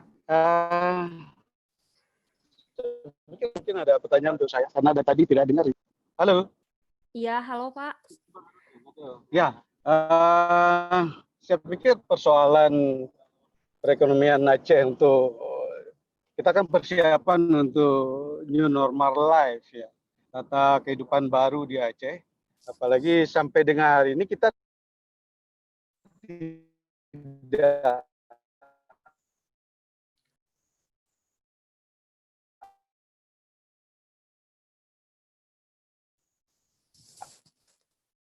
Mungkin jaringan di tempat.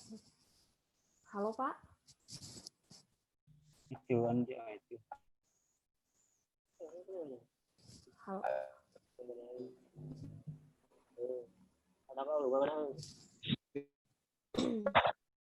Halo Pak.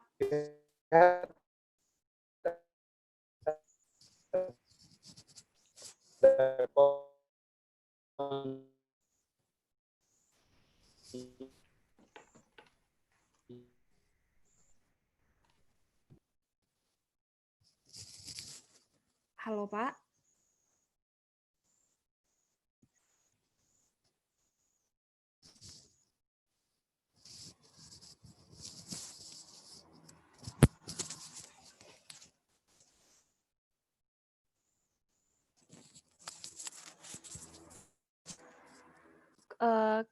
Mungkin jaringan.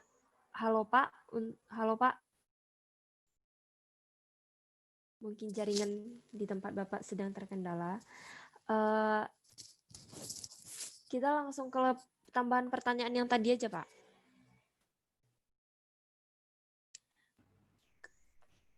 Kepada Bang, langsung aja Pak, penambahan pertanyaan yang tadi kepada Bang Fahru Roji kami persilahkan. Ini Pak Taufiknya nggak kedengaran suaranya. Ya. Gimana Nazlia? Langsung ke pertanyaan tadi aja Pak, sambungan dari dana otsus dan juga jam malam yang tadi. Ya, baik. Mungkin jam malam udah dibahas ya sama Bang Yahdi. Tapi berkaitan dengan dana APBA 2020, tadi saya sudah sebutkan bahwa ada 17,279 triliun ya, di mana memang dana ini menurut Undang-Undang Pemerintahan Aceh, seperti yang dikatakan Bang Yahdi tadi, adalah 2% dari dana DAU dan sebagainya, DAU nasional ya. Jadi memang setiap tahun kita ada penambahan dari 8 triliun menjadi 8,3 triliun dan sebagainya, dan sampai tahun 2028 itu akan terus bertambah sesuai dengan jumlah DAU nasional. Jadi yang menariknya adalah dengan adanya COVID-19 ini terjadi refocusing dana. Refocusing dana ini terjadi pemotongan 1,4 triliun. Nah, saya sudah sampaikan dari awal ketika pemerintah melakukan pemotongan ini sebenarnya melanggar Undang-Undang Pemerintahan Aceh. Melanggarnya di mana? Bahwa dalam Undang-Undang Pemerintah Aceh secara jelas bahwa dana dana OSUS Aceh itu sebesar 2% DAU gitu loh secara nasional. Nah, kalau dipotong 1,4 triliun artinya Aceh hanya menerima kurang lebih 1,8%. Kita kehilangan 2% gitu loh. 2-5% anggaran OSUS Aceh. Nah, ini kan berbahaya nih kalau itu dibiarkan. Nah, beda kalau dulu itu ketika uang Wali Nangro dipotong, uang DPRA dipotong, uang apa lagi dipotong, itu ribut sampai ke Jakarta gitu loh. Ini dana Otsus dipotong kok, pemerintah Acehnya diam gitu loh. Kalau dulu itu kan sempat itu anggaran Wali Nangro dipotong, anggaran DPRA dipotong dan sebagainya, itu sampai 1 tahun itu kita sering menghadapi pemerintah pusat ya, terus bolak-balik itu menghadapi sikap dari pemerintah pusat yang melakukan pemotongan anggaran dan sebagainya. Tapi ini ketika 1,4 triliun itu dananya enggak kecil loh, 1,4 triliun itu. Nah, tapi saya sangat disayangkan ya tidak ada reaksi apapun. Jadi saya melihat sepertinya bargaining pemerintah daerah hari ini dengan pusat juga sangat lemah dan sebagainya. Jadi seperti itu Nazlia. Dan berkaitan dengan jam malam saya nggak jawab ya karena itu lebih ranahnya Bang Yahdi tadi. Silakan Nazlia, saya kembali. Oke, terima kasih Bang Fahru Roji. Ini kepada Pak Taufik. Oke, selagi kita menunggu Pak Taufik, ini ada beberapa pertanyaan lagi Pak dari Renita Niken Wahyudi kepada Pak Yahdi Hasan Pak. Pertanyaannya, dalam presentasi Bapak menyebutkan bahwa solusi yang dilakukan pemerintah adalah memberikan bantuan kepada masyarakat yang rentan terdampak COVID-19. Kenyataannya saat ini semua orang di semua kalangan mengalami dampak ekonomi yang signifikan, terutama kalangan ekonomi menengah ke bawah. Yang berpenghasilan harian dan yang terkena PHK sehingga sulit untuk memenuhi kebutuhan harian. Bahkan ada titik di mana harga bahan pokok melonjak drastis, yang membuat kebutuhan semakin sulit terpenuhi, sehingga jalan satu-satunya adalah menambah hutang yang tentunya berbunga. Nah, bagaimana solusi yang tepat untuk menangani hal tersebut baik dari pemerintah maupun dari masyarakat sendiri? Nah, kepada Bapak Yahdi Hasan langsung aja Pak, pertanyaan dari Niken kami persilahkan.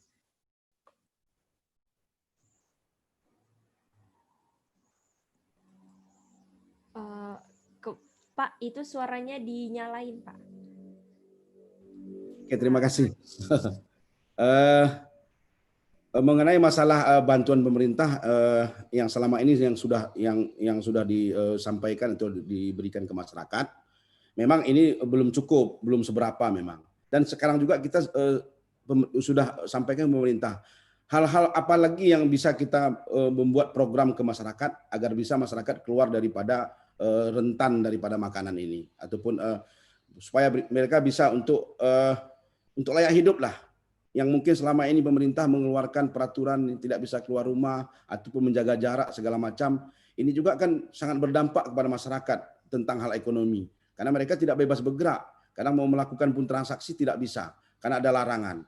Nah, hal ini juga kita mendorong supaya pemerintah itu agar membuat turun ke lapangan juga melihat dan langsung mencatat, kira-kira memetakan kira-kira yang masyarakat yang bagaimana yang harus kita bantu. Apalagi hari ini sudah 3 bulan lebih terjadi COVID-19 ini. Tentunya juga akan berimbas kepada masyarakat banyak.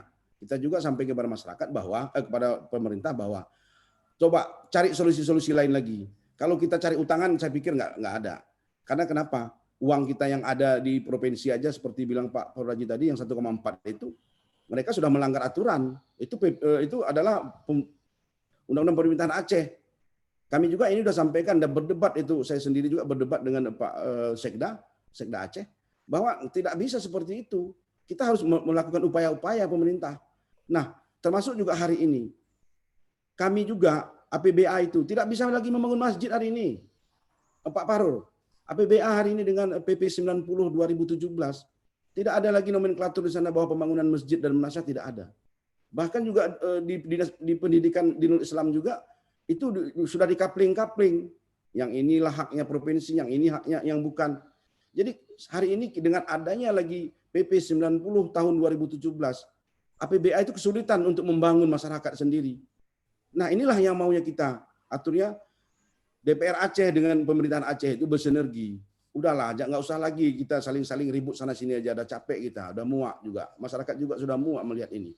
Artinya kita bersinergi lah dengan elit politik juga pimpinan partai, bersatu padu kita untuk memperjuangkan hak-hak rakyat Aceh lah. Ini yang kita sampaikan juga di forum pertemuan dengan pihak dinas. Mari kita bersama memperjuangkan. Yang penting peraturan itu yang pro rakyat. Hari ini banyak sekali kepentingan rakyat Aceh itu teramputasi, terjebak di dalam PP 90 tahun 2017 itu. Banyak sekali. Kami juga kadang-kadang turun ke lapangan, diberikan proposal segala macam, tapi kami tidak bisa perjuangkan di sini. Yang katanya bukan hak lah, bukan ini. Banyak peraturan di sana. Kalau nggak salah saya, catatan saya itu di PP 90 itu ada sekitar 60 sampai 70 item lagi kepentingan Aceh yang belum tertera di sana, yang belum tertampung sana. Dan ini juga sudah kami sampaikan kepada Dinas Bapeda Aceh, juga ke Sekda Aceh. Marilah kita bersama-sama memperjuangkan hak Aceh itu di pusat sana. Kita punya aturan sendiri kok, kenapa kita juga tidak mau memperjuangkan ini sih? Saya pikir begitu. Oke, terima kasih Pak.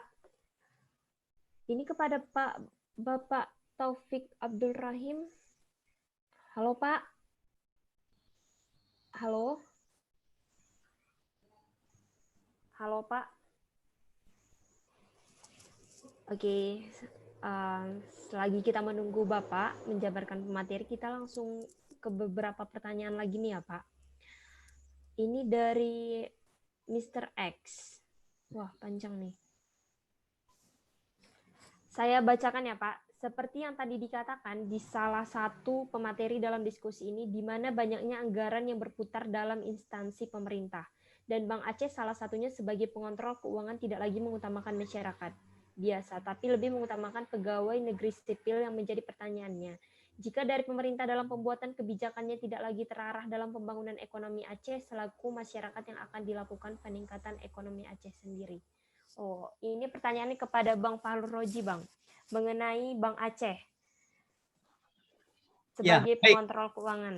Baik, sebagai pengawas anggaran APBN, APBA, saya ingin tegaskan bahwa dana otsus di Aceh itu besar sekali. Hanya saja daya serap anggarannya lemah. Kenapa daya serap anggaran lemah? Karena memang sistem pendekatannya itu adalah sentralistik ya. Pendekatannya itu sentralistik. Halo? Suaranya putus? Ya. Jadi pendekatannya itu sentralistik. Sentralistik ini maksud seperti apa? Jadi pengelolaan itu dimonopoli oleh dinas. Jadi dinas ini, ya mohon maaf, dinas ini kan kita bicara dia adalah pemerintah. Pemerintah itu tidak boleh berbisnis. Ya, pemerintah tidak boleh berbisnis. Jadi APBN itu harus dialokasikan dan diprogramkan oleh pemerintah.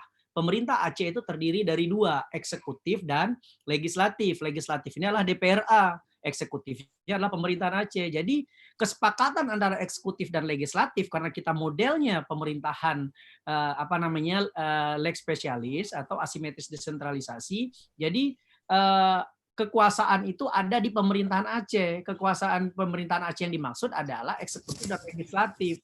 Tidak boleh eksekutif itu mengeksekusi kegiatannya itu tanpa berkoordinasi dengan Parlemen Aceh. Bayangkan dalam UUPA dan MOU Helsinki, apapun yang ingin dilakukan oleh pemerintah pusat harus berkonsultasi dengan DPRA. Artinya DPRA ini memiliki bargaining yang sangat besar di sini. Nah, yang saya lihat di sini, pemerintah pusat saja ingin melakukan perubahan apapun yang berkaitan dengan Aceh harus berkonsultasi dengan Parlemen Aceh. Sementara gubernurnya dalam mengeksekusi program itu tidak melibatkan DPRA. Ini kan aneh ini. Ya kan? Sebenarnya pemerintah Aceh itu terdiri dari gubernur dan DPRA. Artinya gubernur harus menghormati dan menjadikan DPRA itu sebagai mitra kerja dari pemerintah Aceh gitu. Nah, segala persetujuan anggaran itu harus dipersetujui oleh DPRA. Nah, yang semua hari ini publik tahu bahwa DPRA tidak dilibatkan dalam hal pengelolaan anggaran dan sebagainya. Ini sebenarnya tidak baik di dalam sistem pemerintahan. Nah, oleh karena itu, yang kita awasi selama ini adalah anggaran yang begitu besar, itu sebenarnya anggaran itu dikelola oleh pemerintahan Aceh. Pemerintahan Aceh itu masuk melalui gubernur, di bawahnya itu adalah dinas di bawahnya itu adalah dinas kabupaten dan sebagainya, dan ada birokrasi yang bekerja. Jadi masyarakat mengusulkan kepada dinas-dinas dan sebagainya, dinas-dinas yang membuat RKA, program dan sebagainya, dan diperjuangkan melalui APBA dan sebagainya dan disahkan. Sementara DPRA ini juga mereka punya konstituen. Nah, rakyat mengusulkan kepada partai, rakyat mengusulkan kepada anggota parlemen, DPRA mengusulkan kepada dinas gitu loh. Jadi di situ ada pembahasan bersama. Jadi dua lembaga ini memiliki kewenangan yang sama dalam Undang-Undang Pemerintahan Aceh untuk menampung aspirasi dari masyarakat, dari rakyat gitu loh. Nah, nanti ketemu di saat pembahasan bersama. Baru dibahas bahwa kami dari DPRA berdasarkan reses, berdasarkan pertemuan dengan konstituen, mereka inginkan jembatan, inginkan masjid, inginkan kegiatan keagamaan dan sebagainya. Nah, nanti dilakukan kesepakatan pembahasan anggaran bersama.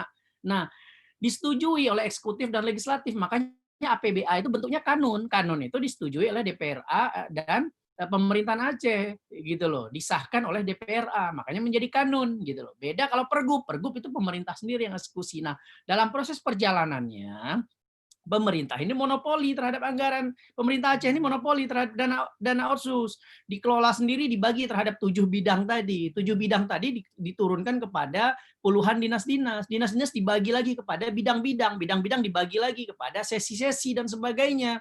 Gitu loh.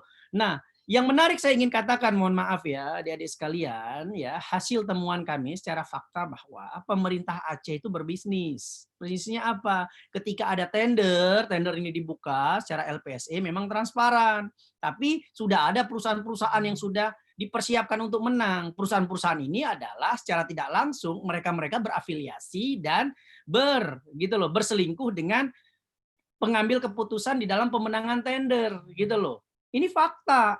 Gitu loh. Ini nggak bisa, namanya pemerintah nggak boleh berbisnis. Dia harus mencari klien, ya pengusaha, perusahaan untuk menjalankan program-program pemerintah. Makanya ada proses tender, ada proses PL dan sebagainya.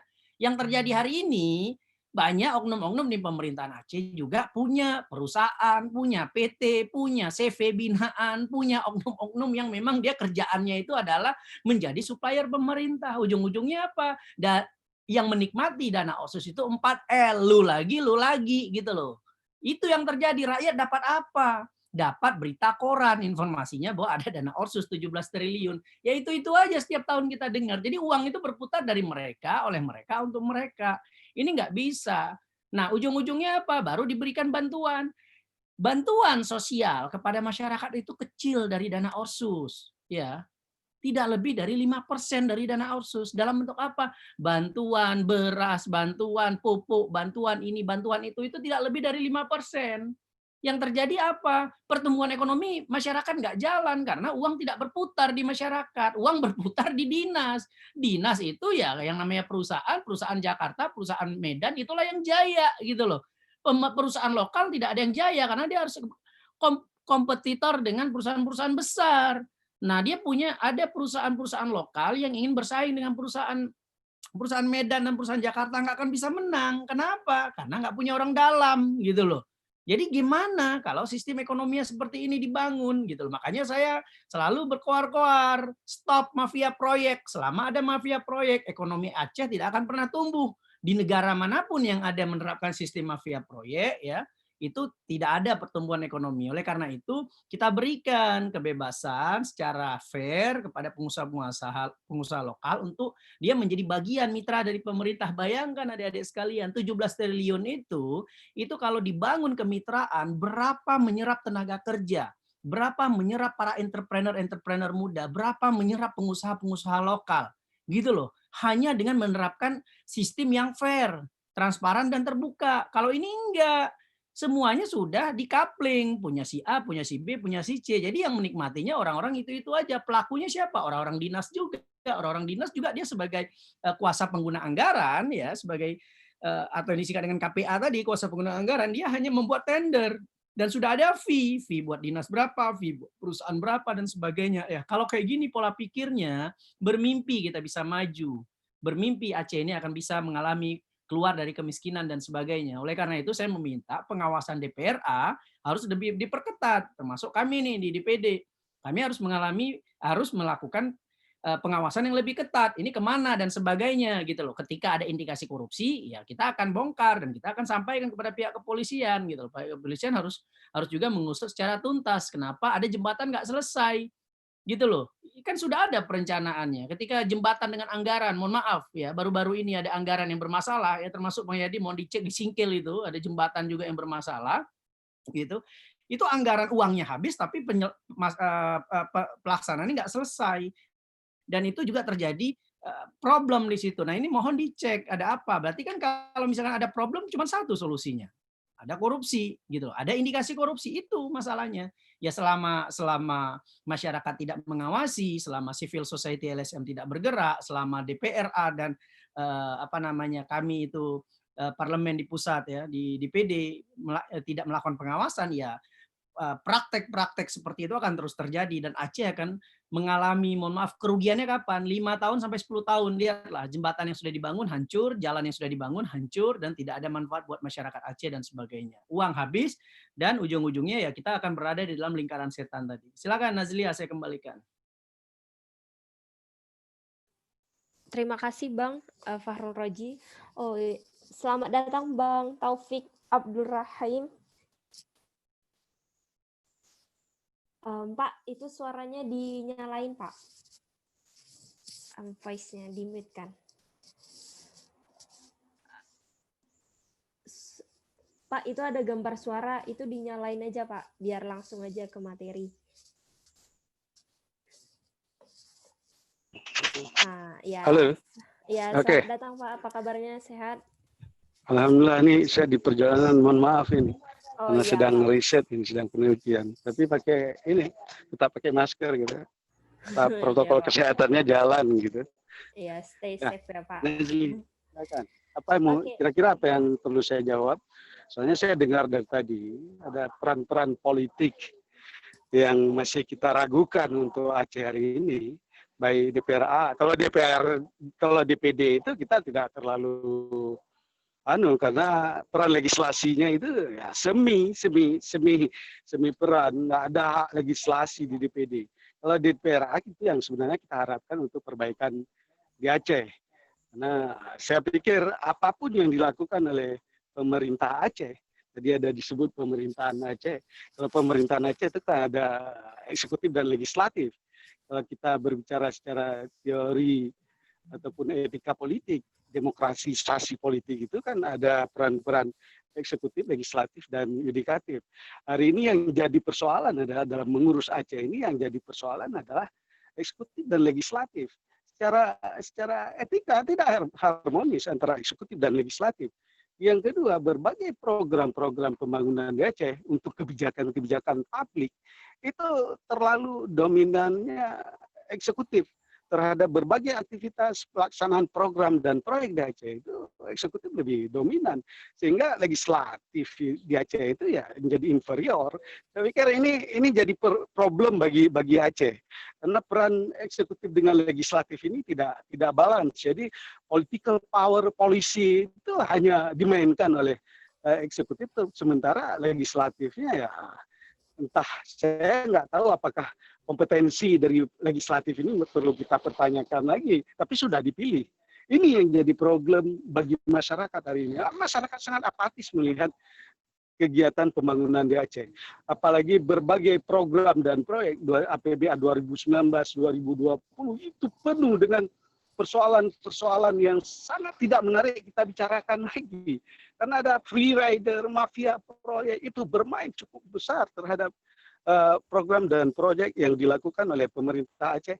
Sementara pemerintah Aceh itu memanfaatkan birokrasi ASN itu untuk melancarkan berbagai kegiatan program dan proyek pemerintah Aceh.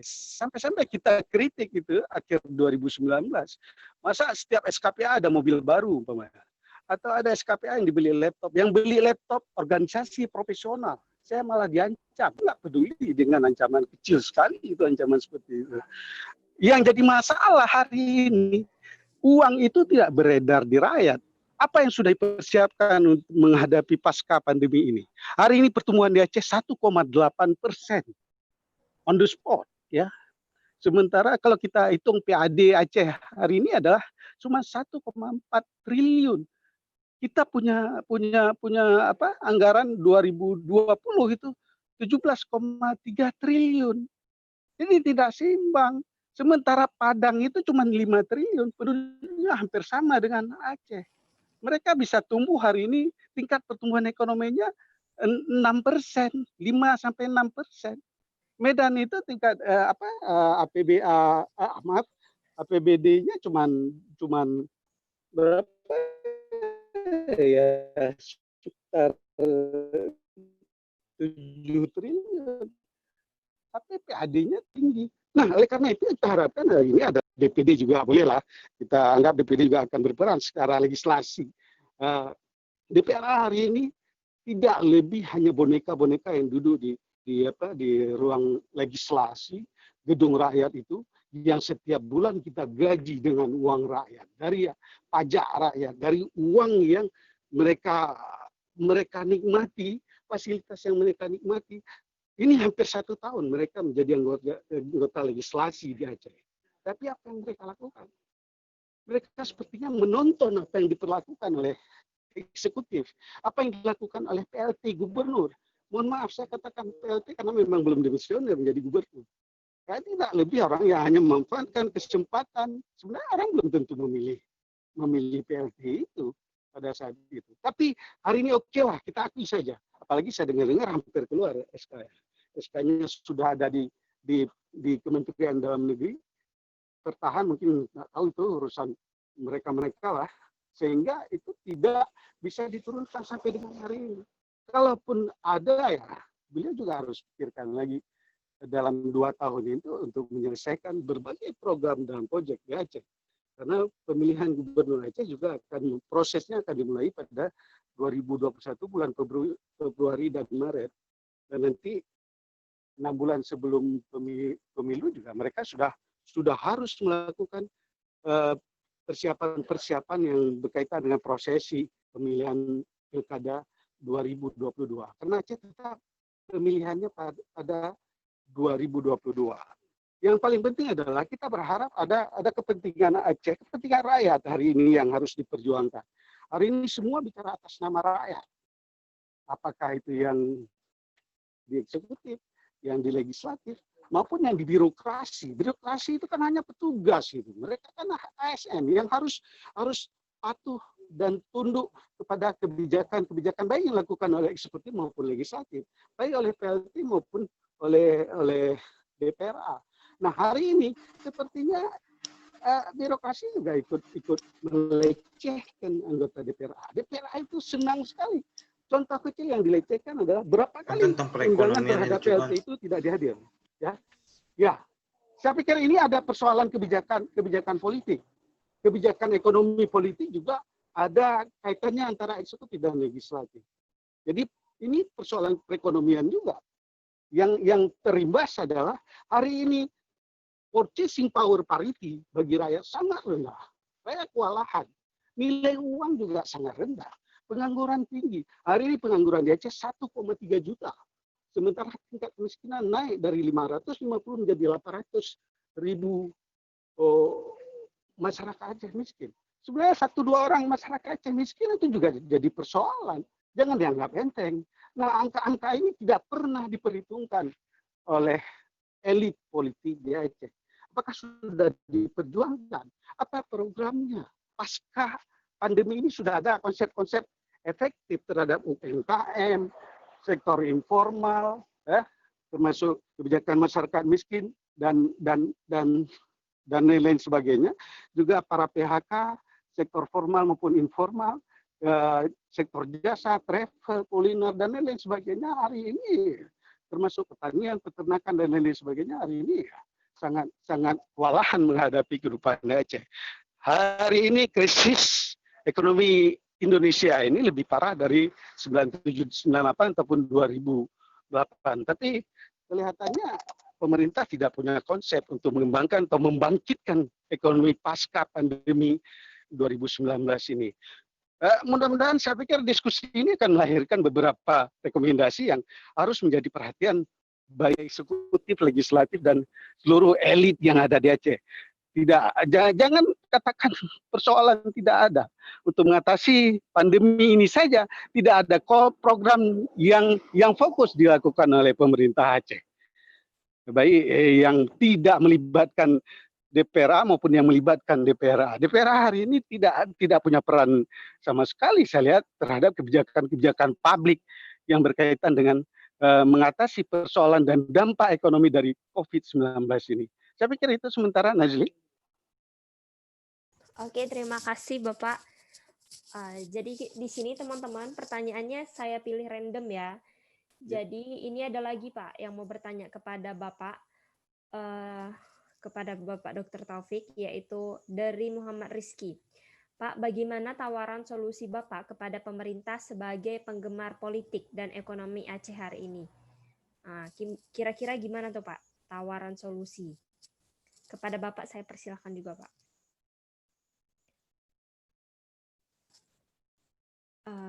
Suaranya dinyalain lagi Pak. Pak, ini voice-nya dinyalain lagi, biar kedengaran. Halo? Ya.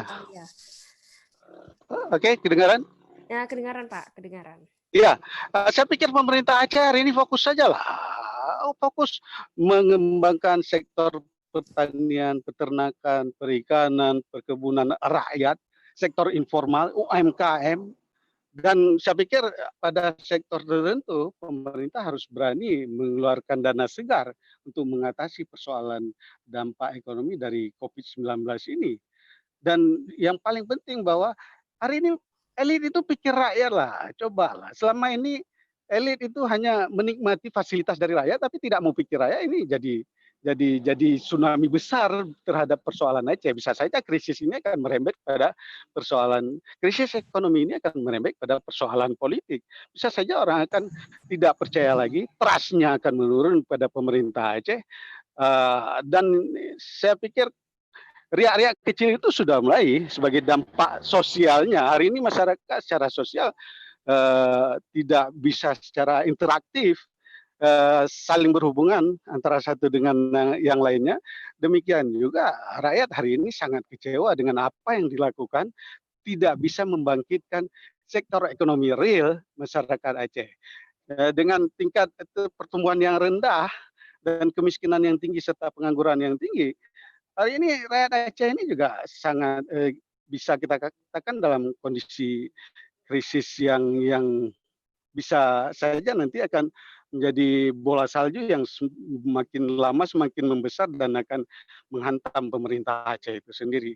Samping orang juga menunggu apakah pilkada ini jadi atau tidak jadi. Ini kan kepentingannya kepentingan ekonomi politik juga.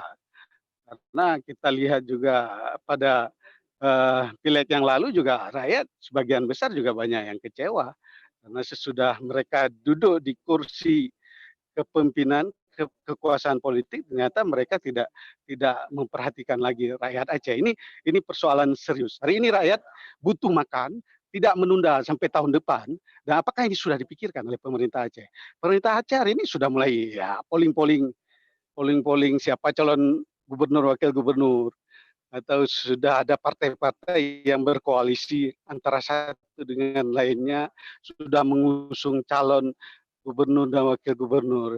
Jadi kalau sudah berpikir seperti itu kan short term target politik. Jadi rakyat itu mungkin sudah mulai ditinggalkan. Mereka perlu modal politik untuk terpilih lagi pada Pilkada 2022.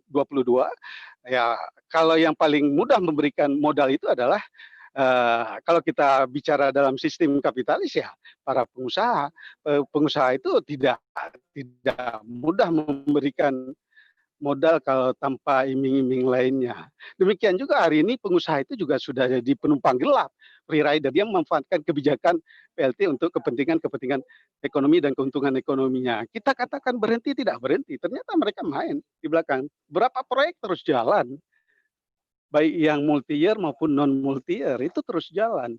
Ternyata lebih memilih keuntungan besar dan mendapatkan fee besar daripada memikirkan rakyat. Rakyat hari ini juga menjerit, meskipun mereka nampak diam ya, apatis dengan kondisi hari ini. Demikian saya pikir. Wah, terima kasih Bapak. Kepada teman-teman yang ingin bertanya, nanti bisa di-share di grup, nanti akan disambungkan dari panitia kepada pemateri, karena waktu juga sudah sangat tidak memungkinkan. Jadi dari sini acara kita telah selesai. Jadi teman-teman, apabila masih ada yang bertanya dan masih bimbang, nanti teman-teman bisa menghubungi ataupun dihubungi melalui grup WhatsApp. Jadi nanti akan dijawab melalui panitia dan akan disampaikan dari panitia kepada teman-teman sekalian. Oke, di sini teman-teman mungkin saya bisa ambil kesimpulan ya. Sebenarnya saya bukan notabene orang Aceh, tetapi saya di sini sangat tertarik untuk bertukar pikiran, menambah wawasan mengenai Provinsi Aceh. Karena yang terutama saya memang asli orang Sumatera Utara, dan di sini saya melihat bahwa Aceh itu sangat memiliki peluang. Bahkan saya melihat di artikel bahwa Aceh itu merupakan provinsi terkaya se-Indonesia. Nah, di sini saya bisa ambil kesimpulan bagi kita yang sudah akan mengalami pada tahun 2030 bonus demografi ini adalah kesempatan peluang bagi kita untuk bisa mengubah era digitalisasi seperti yang dikatakan Bang Fahrul Razi tersebut. Di sini adalah peluang kita untuk menjadi entrepreneurship dan lebih baik untuk bisa memanfaatkan keuangan menggunakan era digitalisasi. Oke, mungkin acara terakhir kita yaitu adalah simbolis pemberian sertifikat yang akan diberikan oleh Ketua AMM kepada Dirjen Aminul Sekedang. Kami persilahkan Pak Ya, Sekedang. baik Bu, terima kasih Bu. Jadi mohon maaf saya tidak memakai masker sebelumnya karena saya melihat di beberapa Instagram maupun media sosial banyak pejabat yang sudah tidak memakai lagi masker karena sudah mulai di normal. Nah, mengenai kondisi Aceh saya meragukan hari ini Saya pada pikir virus corona. diskusi ini akan Saya akan memberikan sertifikat secara simbolis karena jarak yang memisahkan kita. Semoga ini kepada Haji Fahrul Razi secara online dan akan kita serahkan ketika jumpa di Aceh nanti. Ini sertifikat dari HMMI Aceh untuk Abangda Fahrul Razi. Ya, Harapannya dikirim pakai Grab. siap.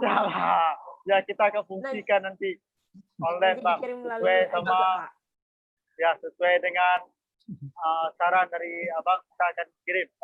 Nah, ini dari HMMI Aceh. Yang ingin saya sampaikan kepada Bang Fahrul Razi, teruslah berkarya memajukan Aceh meskipun banyak rintangan hari ini. Retorika politik hari ini tetaplah terus membawa nama harum Aceh ke tingkat nasional, Bang. Kami yakin. Nah, selanjutnya kepada Yahdi Hasan, Abang Yahdi Hasan selaku DPR Aceh membidangi bidang perekonomian. Ini kami serahkan dan mempersembahkan kepada Bang Yahdi Hasan. Mungkin karena beliau ada di Banda Aceh, kita akan jumpa. Tapi secara online kami akan sampaikan sertifikat ini. Ini penghargaan dari kami dalamnya karena baru pertama kali kami mengadakan seminar nasional yang menggunakan diskusi virtual. Selanjutnya terakhir akan diserahkan oleh Ketua Pelaksana kepada Dr. Taufik Ar-Rahim.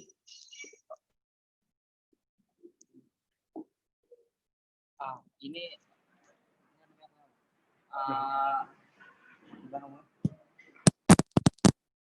sertifikat untuk Bapak Taufik Ar-Rahim kami berikan. Ini cuma untuk sekedar ngapain aja, nanti kalau udah juga aja kami akan jumpai dan berikan langsung. Terima kasih. Baik, terakhir pesan saya kepada seluruh legislatif maupun eksekutif dan pengamat politik dan ekonomi Aceh. Harapannya ke depan agar kita sama-sama berkolaborasi untuk memajukan Aceh. Kita sudah selesai konflik masa melawan Belanda maupun masa penjajahan melawan pemerintah Indonesia itu sudah selesai final. Hari ini kita sama-sama berkolaborasi untuk memajukan Aceh, meningkatkan perekonomian Aceh serta pengangguran. Sayang para peninggal dari kaum para elit yang dulunya berjuang hari ini terbengkalai. Itu saja harapan dari saya. Sekian, wassalamualaikum warahmatullahi wabarakatuh. Salam perjuangan, salam perubahan, salam HMMI Aceh. Saya kembalikan kepada moderator. Silakan. Terima kasih Pak Ketua Umum. Terima kasih juga kepada Bang Fahrul Razi yang telah meluangkan waktunya. Terima kasih kepada Bapak Yahdi Hasan. Dan terima kasih juga kepada Pak Taufik Abdul Rahim yang sudah meluangkan waktunya walaupun sedang berada di jalan. Semoga teman-teman bisa menambah wawasannya, merubah pikirannya, dan teman-teman tetap semangat walaupun kita sedang pandemik, tapi tetap stay safe everyone dan tetap belajar. Dan sekali lagi untuk info kuota gratis terkhusus teman-teman dan juga saya juga, teman-teman nanti akan dipilih pertanyaan yang terbaik oleh panitia, nanti akan dihubungi H+1 setelah acara tersebut akan dibagikan kuota gratis. Nanti akan dihubungi oleh panitia. Dan teman-teman yang masih belum tahu jawabannya, nanti bisa dihubungi oleh panitia dan juga nanti akan disampaikan kepada teman-teman yang masih belum ada jawabannya karena waktu juga sudah tidak memungkinkan. Oke, saya Nazlia Rizka Nasution selaku moderator mengundurkan diri. Assalamualaikum warahmatullahi wabarakatuh. Waalaikumsalam warahmatullahi wabarakatuh. Waalaikumsalam. Waalaikumsalam warahmatullahi wabarakatuh.